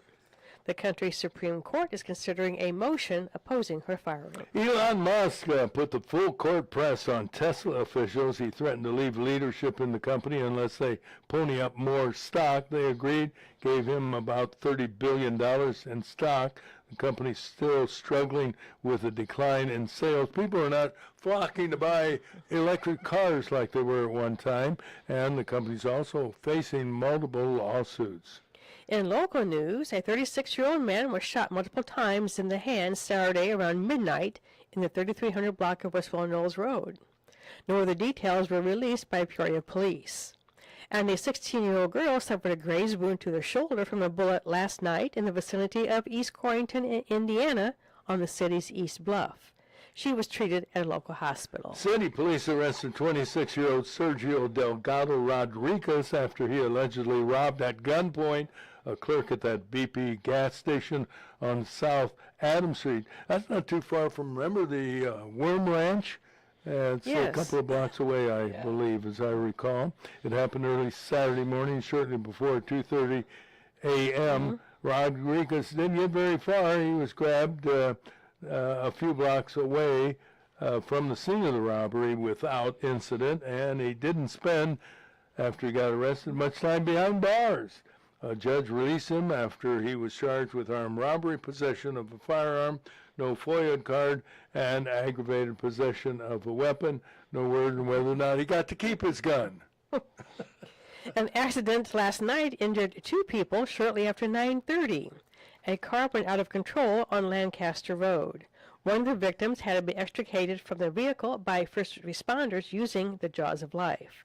That person was airlifted to OSF St. Francis. The second person was transported by AMT with minor injuries. And that's a look at the stories we're following now. More news from our sister reporting, WCBU. From the WCBU newsroom, I'm Ben Howell. Superintendent Sharon Karat has set an ambitious target for Peoria Public Schools in her final year as District 150's top administrator. Karat says they want to see a significant increase in each school's Illinois standardized test scores in English, math, and science. I know it's a big, big, big, big goal, but we're going for 10%, a minimum of 10%. Every school, they're on board, or a teacher says, yes, we're on board. Karat says the schools have designed some impact strategies for meeting that goal as part of their Mission Possible campaign. The 2025 Illinois Superintendent of the Year is leaving her position after this school year when her current 5-year contract expires. The greater Peoria residential real estate market showed a bit of an uptick in the second quarter. The Peoria Area Association of Realtors reports the period's housing sales in the region are up more than 1.5% compared to a year ago. PAR President Chris Hilton says that likely reflects growing consumer confidence as interest rates have stabilized. The Peoria Police Department is among the numerous law enforcement agencies participating in Tuesday night's National Night Out Against Crime. Peoria Police Chief Eric Echevarria says the annual event is a great way to build safer neighborhoods through positive relationships. We have officers going to different areas, and it's always a good time and a fun time to have people out and engaging with each other. 31 neighborhoods across Peoria are taking part in the night out, giving residents an opportunity to connect with law enforcement and first responders. The Peoria County Sheriff's Office will also participate in National Night Out activities being held at the new City Hall in West Peoria. And Illinois is joining another multi-state lawsuit against the Trump administration, this time challenging restrictions on gender-affirming care. Capital News Illinois reports the lawsuit seeks to block an executive order banning gender-affirming care for people under age 19. It also attempts to prevent the U.S. Department of Justice from filing criminal charges against doctors who provide care. Multiple Illinois healthcare providers have stopped providing gender-affirming care to comply with the federal guidelines. Illinois Attorney General Kwame Raoul declined to say whether healthcare providers should continue providing care while a judge considers the lawsuit. I'm Ben Howell. Thank you, Ben. Let's get into the world of sports, and Coach Mike Olson is here with all the latest. Good morning, Michael. I got to finish my little donut. Little snack there. There's donut host compliments of Ray LaHood. Ray LaHood. Well, on the Major League Baseball diamonds last night, the Cincinnati Reds snagged victory 3-2 over the Chicago Cubs. One interesting, or number of interesting, but probably the most interesting thing in the game last night was, and I saw it, in the seventh inning, bottom of the seventh, Cubs down 3-2, getting late, and Dansby Swanson hits a slow roller to third that scores a runner from third, apparently, and he's safe at a close play at first. So it appears the game is tied 3-3, but we have a review. And it showed very clearly that he did not, on his first step, going across the base, he was short.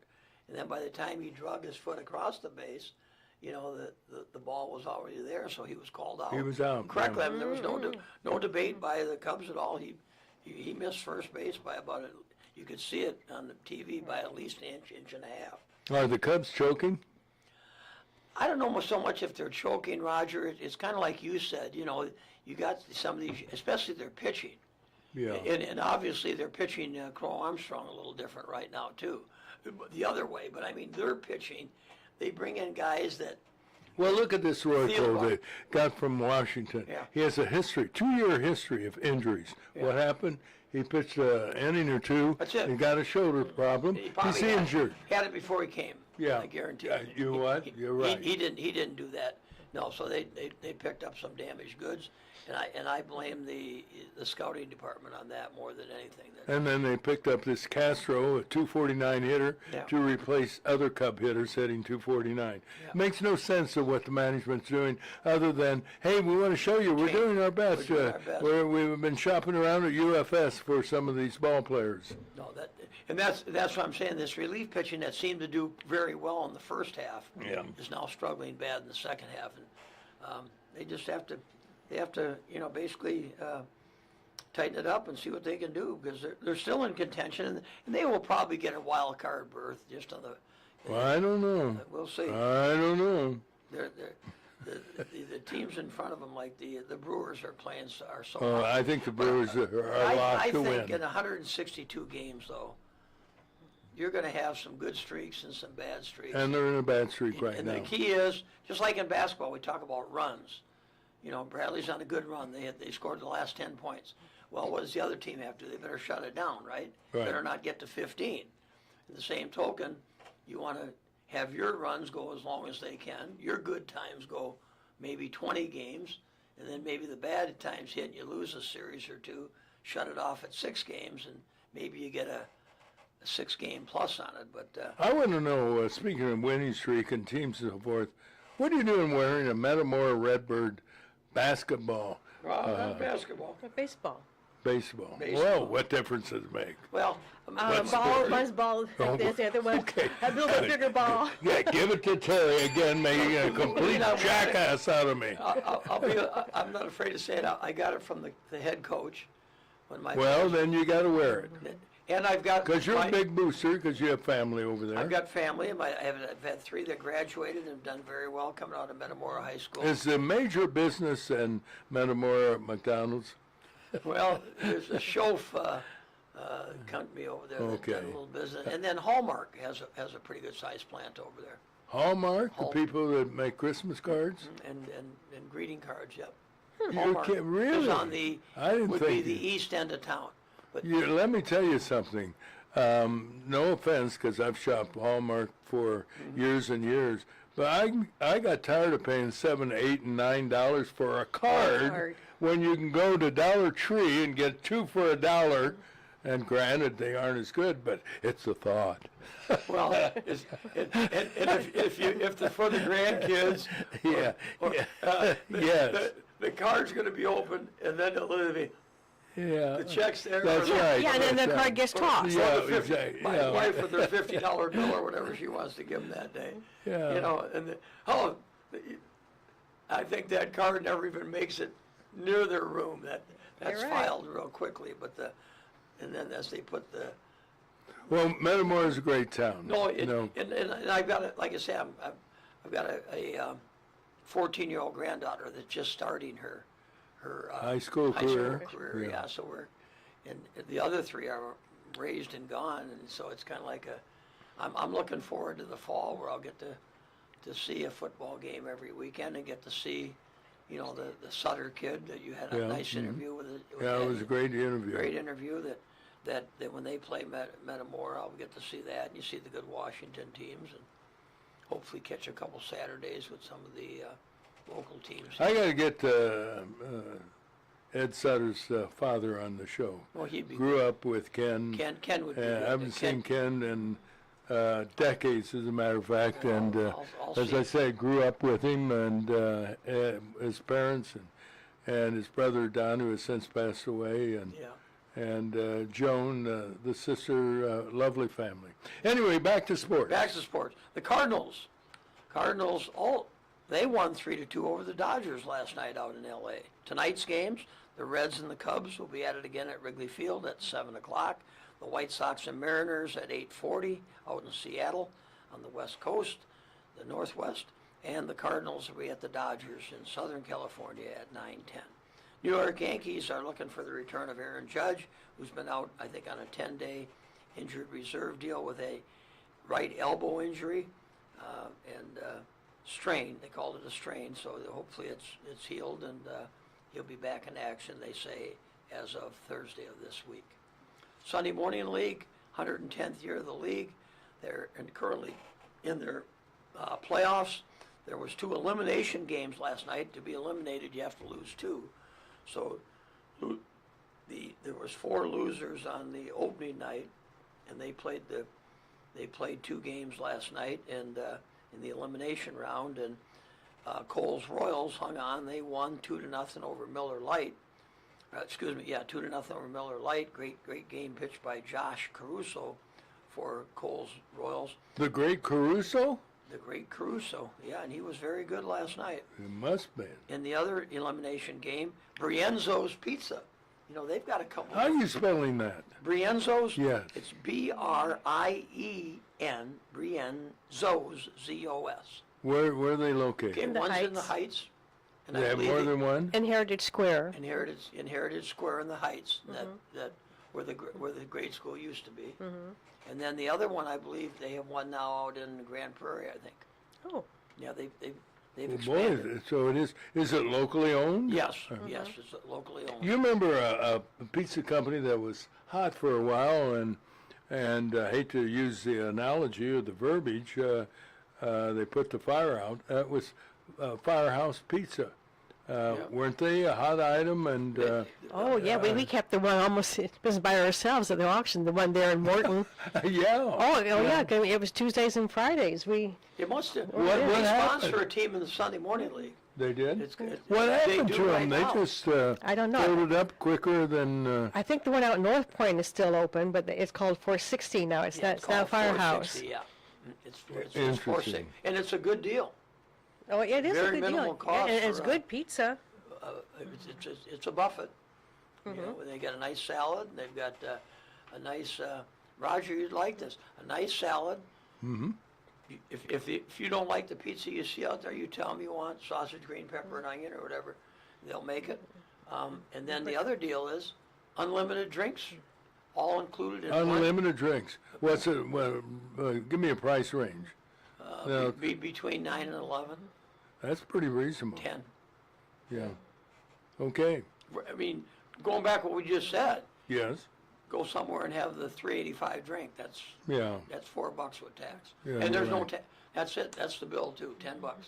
That's pretty good. $10. And where is it located? In the Heights? North Point. This No, is North Point. This is North North Point. Point This Shopping is Center. the old. Where UFS is Right. going. So in other words, where I live in Morton, it'd take a half a tank of gas to get there. Yeah. Well, if you're But that's around- okay. If its food is good, I'm willing to do it Yeah, with the limitation. I would go. To me, it's a lunch place. I'd go You know what I used to like, and well, we're interrupting your No, sports. Go ahead and finish your first, finish and it then up. we'll meander All right. conversationally. So anyway, the tournament or the playoffs will continue on tonight, 6 o'clock over at Eastside, culminating with their final best 2 out of 3 series. The top 2 teams will battle this coming Sunday night at Dozer, Monday night at Dozer, and then if a third game is necessary, Tuesday night at Dozer. Rivermen are happy to re-sign their captain from the last year, Alec Bear, one of their top scorers and captain. Where's he from? He's from, I think, kind of the Manitoba? Minneapolis. No, he's from Minnesota. He's American. Minnesota. American Okay. kid, yeah. Okay. Yep. Nice, good player, nice man, good in the community. And then we've had also yesterday the kind of the first public mention of the Peoria Public Schools dome that has been built to help the athletes in district of all the Peoria Public Schools. We had a chance to use this, and they will house indoor activities during the winter, such as preseason practices for track and field, and I'm sure they have a high jump pit and maybe a pole vault pit and baseball. Set up an infield. Well, really a sports complex, It's a isn't it? sports Yeah. complex. Well, good for And District they say 150. golf, they'll probably have some netting where they can, hit into a big net and work on their driving and maybe even a little putting deal. But we'll see that in October. That's what they're kind of working on right now. They've got the bubble has been inflated, so basically the outdoor structure is there. Now what are you going to do and they have to What make color is the dome? white. It's, So you really see it from the can- distance. You'll yeah. be able to see it from. What's the access? Off a lake or War Drive or well, New York Avenue? Well, to me, all of the above. Okay. It will be, yeah. I always right now you get stopped on coming off of Lake right by the tennis courts there, where you used to go into the back parking I lot. see, okay. Because of construction, I assume at some point that'll be open with a parking lot. But I come in off of New York Avenue and then take the right, and then you'll see it on your right. Do you think District 150 made a mistake making the field and the ballpark for Peoria High? And let's see, Richwood's already had something. And does Manuel have a field? It used to be Russell Field, but Yeah, they have their own baseball field They now, do. Yeah, it's located on the side of the school there. Okay. What the road we is put a lot of money in in the central there. in Central there. Well, that was all part of the deal of, Yeah. from. Okay. combined What other sports do you have? Well, that's pretty much it. I've had a good time here for. Yeah. But anyway, the grand opening will be in October on that. That's when they cut the ribbon. Cut the ribbon. and Good for them. I'm looking forward to it. And that's sports on WAZU 90.7 FM in lovely Peoria, Illinois. And lovely Peoria, Illinois is right. And now we have a lovely pet tip of the day. That's great. Today's Pet Tip is brought to you by Peoria Pet Crematory of Peoria and Lewiston, providing final care for family pets, large and small, 24 hours a day, 7 days a week. Their phone number is 713-1898. That's 713-1898. More information is available at peoriapetcrematory.com.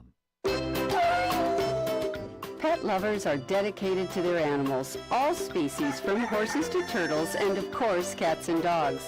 If you are a pet lover, learn these little known, somewhat amazing facts about your pet. Owners of cats are very clever at coming up with ways of dealing with cat hair. Of course, the best and most common solution is to brush your cat often. Most cats enjoy the interaction with you that the brushing provides. Make sure that the bristles of the brush are rounded at the tips so that they will not scrape the skin. Rounded tips make hair brushing much like getting a massage. Try not to use a metal brush that has a sharp feeling to the tines. It does a good job of combing deep and getting at snarls, but it can hurt sensitive skin. And the pulling and tugging at mats in the cat's hair is not fun for the cat.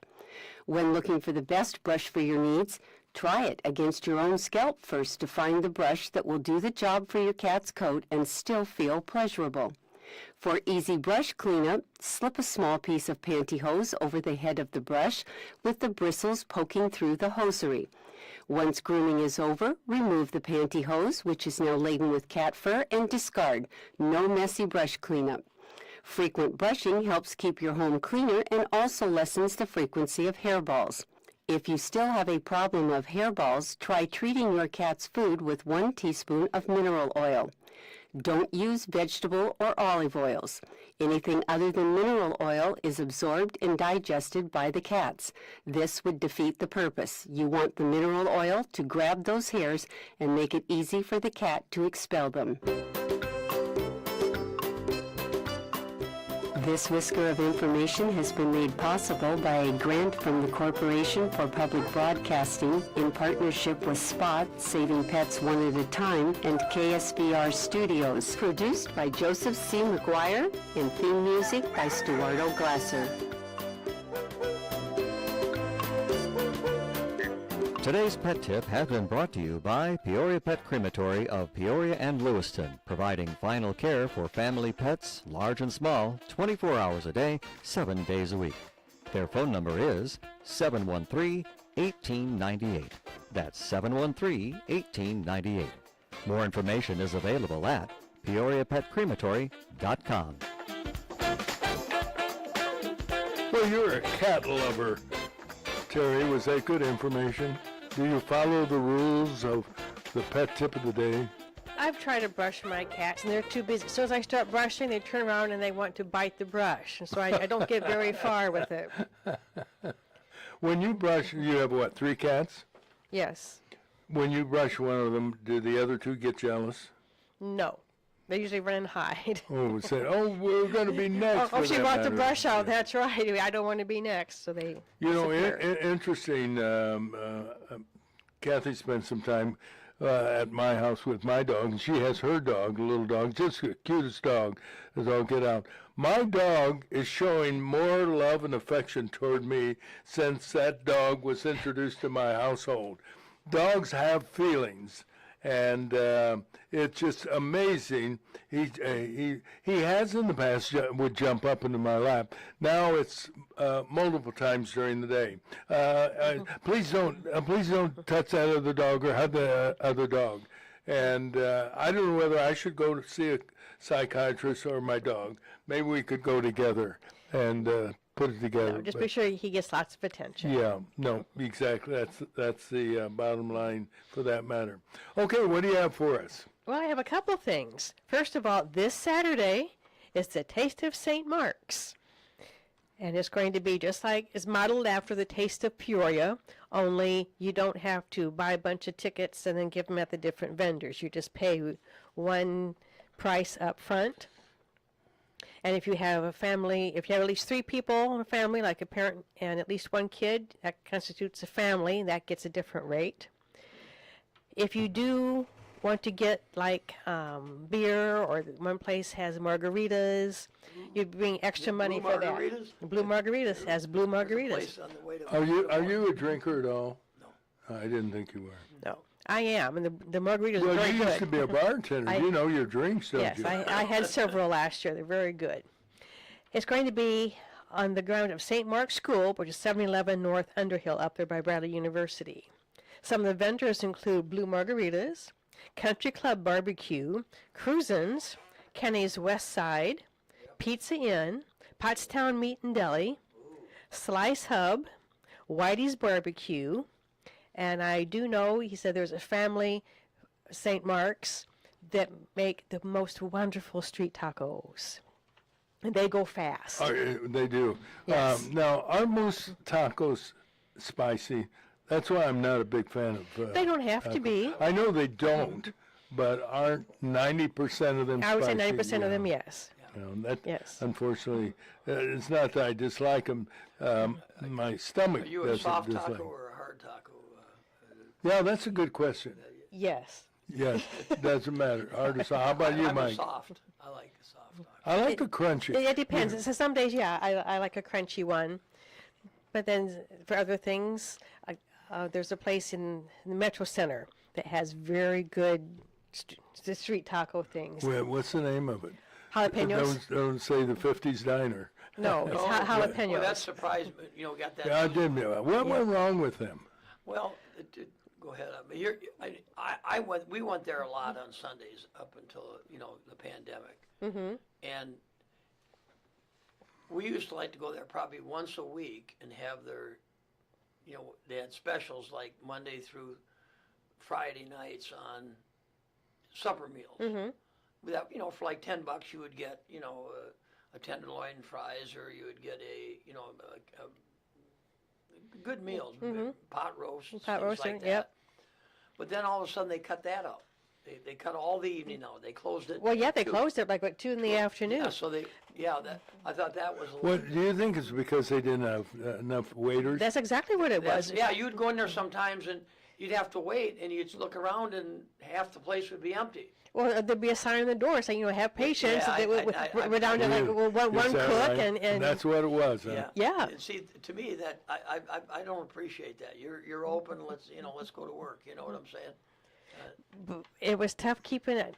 But keeping people help. will tell you keeping help. I've talked to Danny Agatucci a number of times about that. And Yeah, he says that it's almost impossible. Yeah, I know years ago when I asked Pete Fanaka, what's the biggest issue in running a restaurant? He said, help.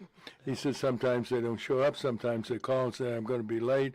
He said it was, and we're talking about years ago, not right It's now. worse today. Oh, yeah, You the just can't pandemic find really did people it in. who want to work. Want to work and they want a paycheck, but they don't. But they don't want to work But for it. Danny said at point blank, you get one of a couple types. See, I don't know the full workings of it, but if you're on unemployment, don't you have to? Isn't there some stipulation that you have to do? You have to do some interviewing for Yes, jobs. that's what my understanding is. Well, you have to give them And when information. he said people will come and interview for a job, he'll give them the job, and they never show up. Never. Yeah. Okay, But there's so also a that thing- one, all right. So then your next, okay, come on in, Billy. We'll I want you to work. He'll come in, but he's not very good. No, or he'll work once and then never Or come back. That's the other way. He never shows up. Or he does show up, but he's not very good. So now you have to make that decision. Do we keep him, or I'm back to square one, right? Yeah. And there's your 3 choices. So he says it's Not tough. good. Nope, it's not good at all. Well, I'll do one more quick plug. All and right, then we'll go one to the more news. quick plug, all right? Yes. Mhm. There's a group here in Peoria called Gems of the Prairie Quilters. Okay. And I know they meet at our church, I think once a month, maybe twice a month. And they work on the quilts, and they share patterns and ideas and methods and that. Well, they're having their annual quilt show Saturday, August 23rd and Sunday, August 24th. And it's held at the Life Together Center, which is the old Great Central Insurance Building. They're at 3625 North Sheridan Road. It's free to attend. They'll have quilts on display. There's vendors that, of course, sell different things. The big thing is They will do Quilt of Valor presentations. Ooh, that sounds interesting. It is, and we had, I think there were 6 veterans from our congregation last year that received Quilts of Valor. And it's quite a thing. They have these beautiful quilts. Each one gets one, and they're given a presentation. They actually and a give them document. to them. They give them. No these quilts. They're kidding. beautiful. What a great idea. And so they're going to do that. There's also a boutique and buy completed ones. And there's going to be a bed turning demonstration. I'm not sure what that is. I will get more information on that. So anyway, mark your, this is a save the date. Saturday, August 23rd and Sunday, August 24th, Gems of the Prairie Quilters Quilt Two Show. weeks from this Sounds like a one. weekend. 2 weeks from this weekend. Right. Okay. All right, there you have it. Our PSAs of the morning, for that matter. It is 8:35. That means time for our final newscast.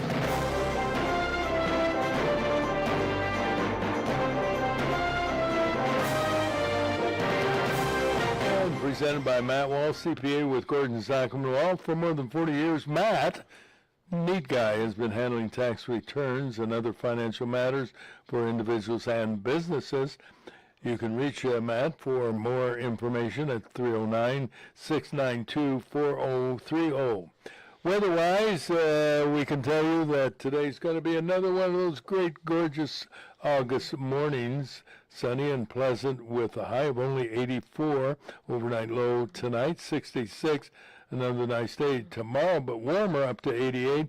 We'll get up to 90 on Thursday, Friday, and Saturday, 91, and Sunday, 88. And right now, our temperature is a delightful 72 degrees. With the news, here's Terry. The political battle in Texas between Democrats and Republicans is getting nasty.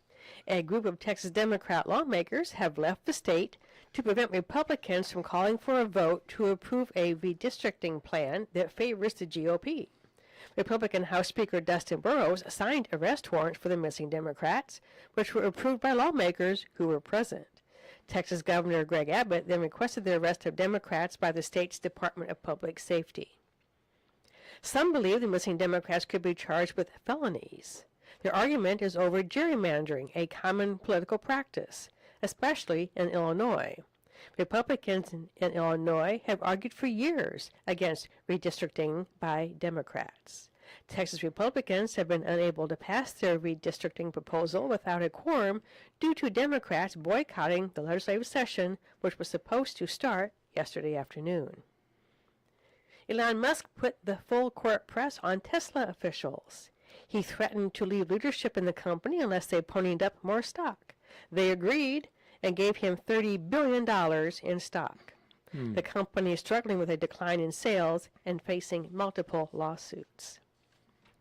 In local news, a 36-year-old man was shot multiple times in the hand Saturday around midnight in the 3300 block of West Well Knolls Road. No other details were released by Peoria police. And a 16-year-old girl suffered a graze wound to the shoulder from a bullet last evening in the vicinity of East Corrington in Indiana on the city's East Bluff. She was treated at a local hospital. City police arrested 26-year-old Sergio Delgado Rodriguez after he allegedly robbed at gunpoint a clerk at the BP gas station on South Adams Street on Peoria's far south side. It happened early Saturday morning, shortly before 2:30. He was grabbed not too far from the scene of the robbery and charged with armed robbery, possession of a firearm, no FOID card, and aggravated possession of a weapon. And those are the headlines, Roger. And there you have it. Are you ready for a musical quiz? Sure. All right. I'm going to play, and long as thank Terry goodness is, I'm I doing it. I'll play a song, and you identify the name of the song and or And the artist. the artist. And we'll start with this one and see how quick you get it.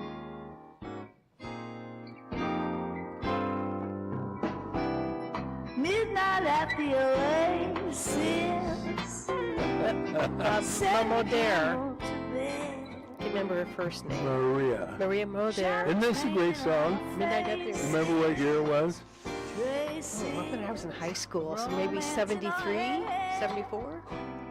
Well, it would be in the 70s, because it says best of the 70s. No, it doesn't give it what year, though. No. Let's slip off the sand dune real soon and kick up a little dust. Come on, cactus is our friend. He'll point out the way. Come on, till the evening ends, till the evening ends. You don't have to answer. Great voice. Was this a one-hit wonder for her, or did she have some other big hits? I don't remember her having other ones. She may have, but this was definitely her biggest. Oh boy, I'll say, beautiful voice.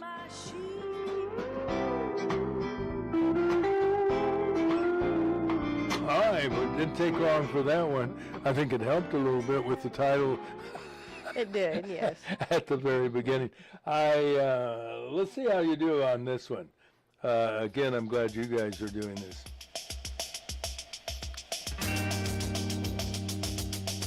Remember, these are all songs of the 70s. Kung Fu Fighting?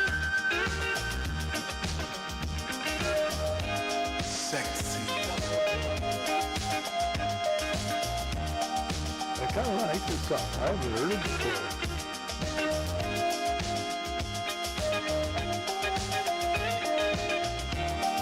I'll give you the artist's name, maybe that'll help. George McRae.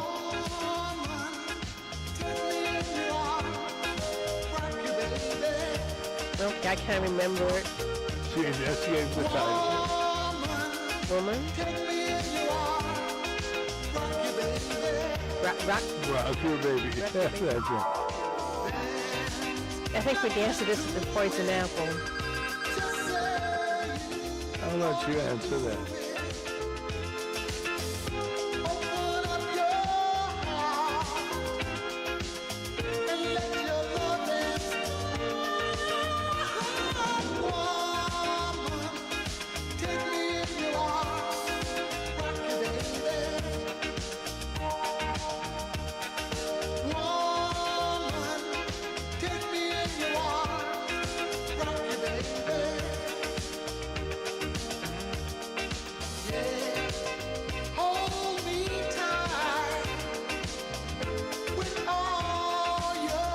Rock Your Baby.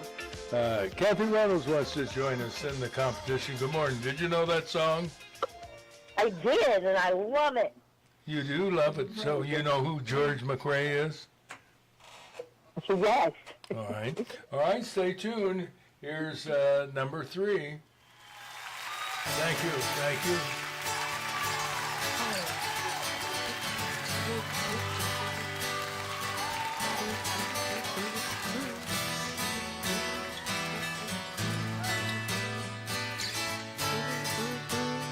Dance with me. Oh, Yes. yeah, that's it. Who did it? Doobies. Who? No, not the Doobies. It's a city in the south. It's a clue. Atlanta. Close. One more.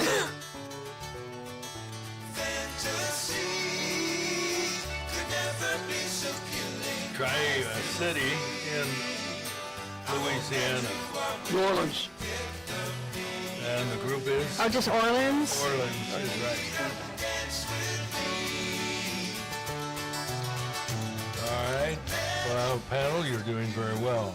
I like that song from the 70s. All right, here's the next one, ladies and gentlemen.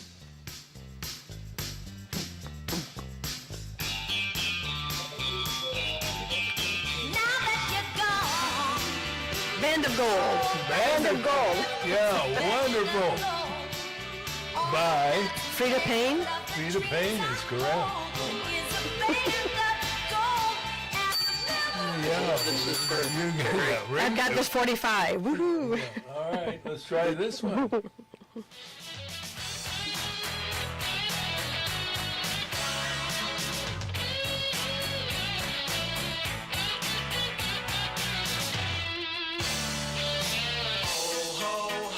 It's magic. Was that ELO? That's it. Magic is right. By ELO, Electric Light Orchestra? Pilot. Oh, who? Pilot. Pilot. P-I-L-O-T. Okay. And I do remember this. I remember the song.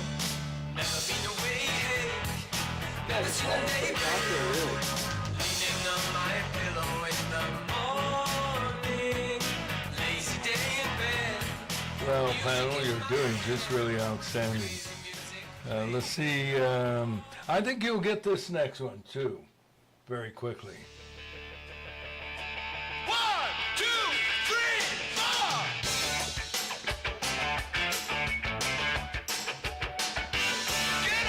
Celebrate. You're right. I just went to celebrate.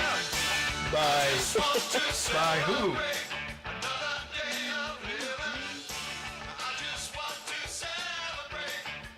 Was that Spy in the Family Stone? Rare Earth. That sounds familiar. Peter Rivera. Yes. Okay. Nice going. All right. Really? Let's say, jump in at any time, Mike. Yeah.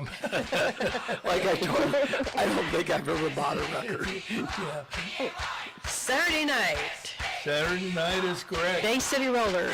That's right. Very good. Keep on dancing to the rock and roll. A Saturday night, dancing to the rhythm in our I enjoy going down the road and, when I'm driving. Listen, I mean, I listen to music, but I never, You just didn't really pay I attention. never bought a record, so Oh my. it's never, I couldn't, I could name a number of songs, but I wouldn't be able to tell you who If that you was. heard this song back in the 70s, what station would you hear it on? WRL. WRL. Or WL. I used to hear them on WLS up in northern Michigan. Yeah, 50,000 sound. Okay, here's the next one.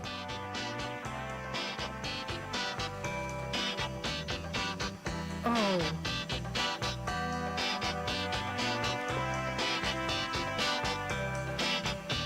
The wind blew some luck in my direction.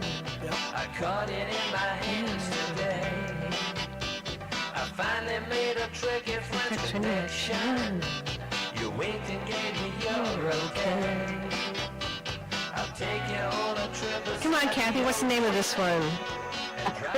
It's right here on the tip. I know. Can you read it? All right, I'll give you the artist, Starbuck. Starbuck? Tonight. Well, you're close. He's right. I can't hear it. You Oh, you can't? can't? No, I can barely hear the song. Lay back and observe the constellations and watch the moon smiling bright. There we go.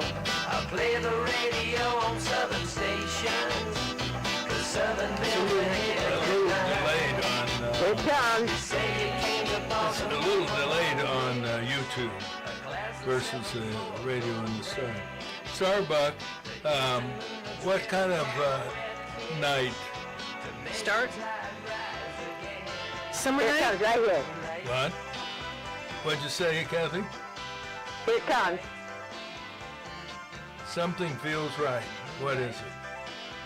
Feels right. All right. Well, I hate to say, but we I didn't. can't hear it anymore. Well, that's because I've turned it down. Moonlight feels right. Moonlight. Moonlight feels right, okay. Yeah. All right. I feel sorry for you on that panel, so I'm going to jump ahead to one I know you'll all get. Well, let's do it, Roger. No. This is the one I wanted to play. Edward Starr is the artist.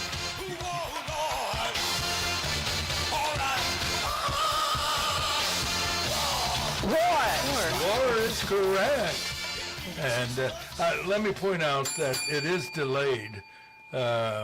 versus radio versus YouTube because of the electronic difference. This is a song that I knew you both would get.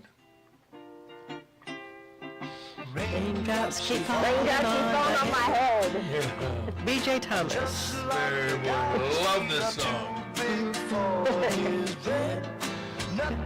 What year? Do you have any idea what year we're talking about? I would say late, it's in the 70s, right? Yes. I'd say early 70s. Like Kathy, you said 72, Kathy? I said 72. I don't know, but it was a featured song in the movie. Which Kathy was Sundance Kid.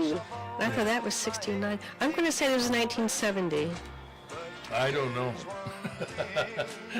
All I do is play the song. It was definitely early 70s. B.J. Thomas. What did B.J. stand for? Bobby Joe? Or Billy Joe? Billy Joe? Bobby Joe, Billy Joe. 1969. 69. Because I thought the movie was in 69. So yeah. Good for you.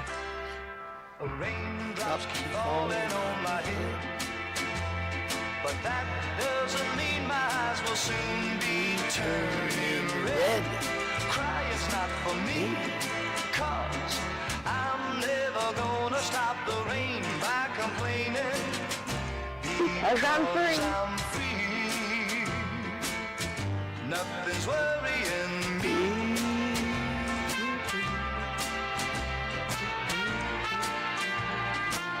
I tell you though, can you beat the sounds of the 60s and 70s and early 80s? No, they were the best. It was real music. Yeah, That's you're right. What we have today is, A little different, isn't it? well, even All right, let's see what you can do with this one. I remember this. I have no idea the name of it. Oh, yeah. Hitching a Ride. Sounded Yes. like Sonny and Cher together. By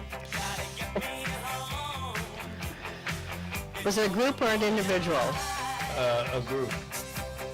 And the first word is the name of a magazine. Harper's Bazaar. That's close, but incorrect. Vanity Fair. Vanity Fair is correct. we could make money on her in the contest, Roger. Set it up. I'm betting on Terry. You can bring me along to be the stool of the Washington Generals. We don't. Yeah, no, I'm just somebody you can compete against. I'm betting. All right, that's Hitching a Ride by Vanity Fair. Let's go on to the next one and see how well our panel will do. Tonight I'm gonna break away, just to wait and see. I don't know this one. I'll never be imprisoned by a faded memory. Just when I think I'm over her, and this broken I like this song. heart will mend. I hear her name and I have to. It's a two-word title. Two-word title. And one of the words is love. It happens all the time. Love. This crazy love of mine. Crazy love. Very good. Does anybody know the artist? Starts with the letter P and ends with the letter O. It's one word? Yes. Deb Lower. The stars in a sound. What did you say, Kathy? Pueblo? That's not right. No, it isn't. Poco. Does that ring a bell? Oh, yeah, that's right. Yeah. Okay.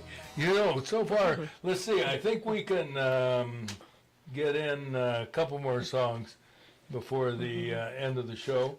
And we'll start with this song. I'll even tell you the name of the group, Ambrosia. I don't know, does that ring a bell? Nope. No. How about you, Kathy? Yeah. It does? Okay. Well, then you better get it then. We'll see.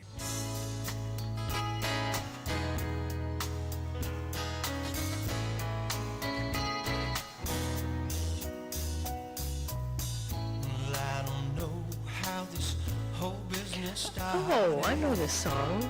Okay. Thinking that I had been untrue. Great song. But if you think that we'd be better parted, it's gonna hurt me, but I break away from you.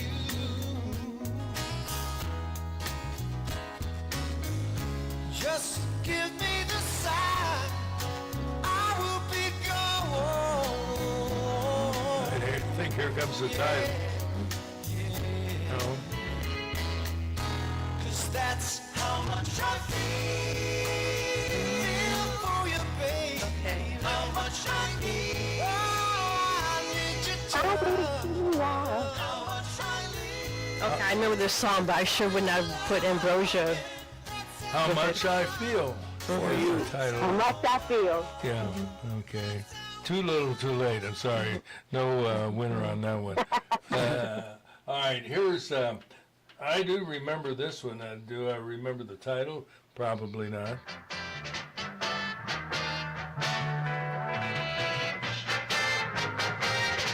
Chicago.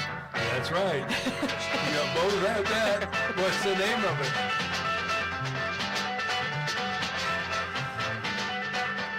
It's not Saturday in the Park. Is it 25 to 6 to... No. No. Oh, it's right there. Yep.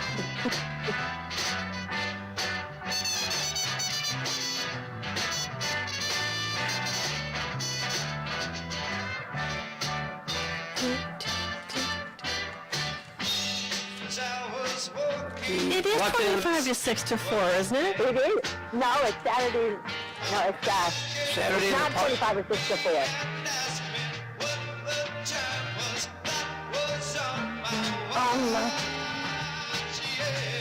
Yeah. Here's the title coming up. Does anybody know what time it is?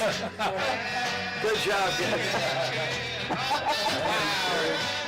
Does anybody know what time it is? Yeah.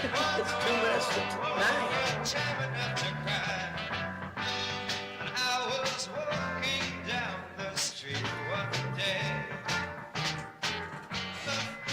All right, let's see. I think we've got time for one more. And we played this a little earlier on the show. Reminiscing. Little River Band. Yeah.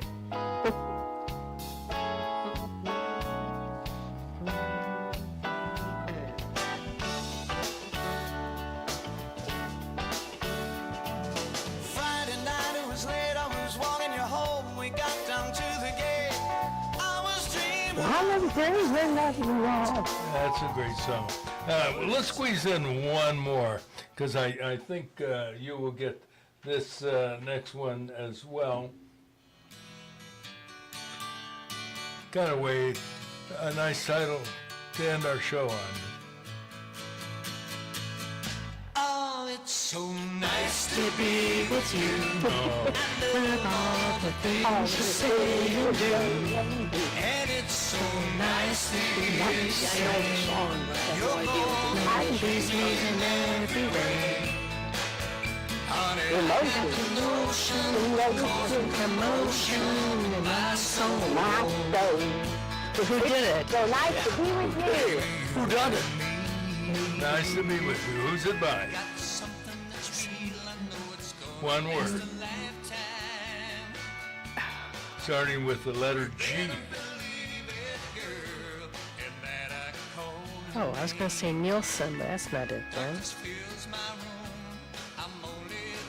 Oh, when you have a group of people sitting in the balcony, what would you might call them? Group?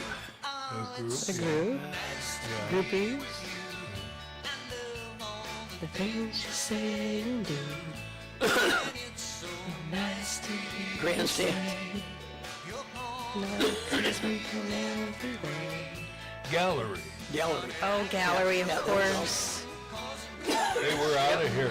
We're out of here, guys. You bet. Thanks, I got everybody, 9 for o'clock listening. right on the Thank clock. you, Kathy, for participating. Participating, Kathy. You bet. God love you, and so do we. And we'll be back tomorrow, Lord willing. In the meantime, enjoy this beautiful weather.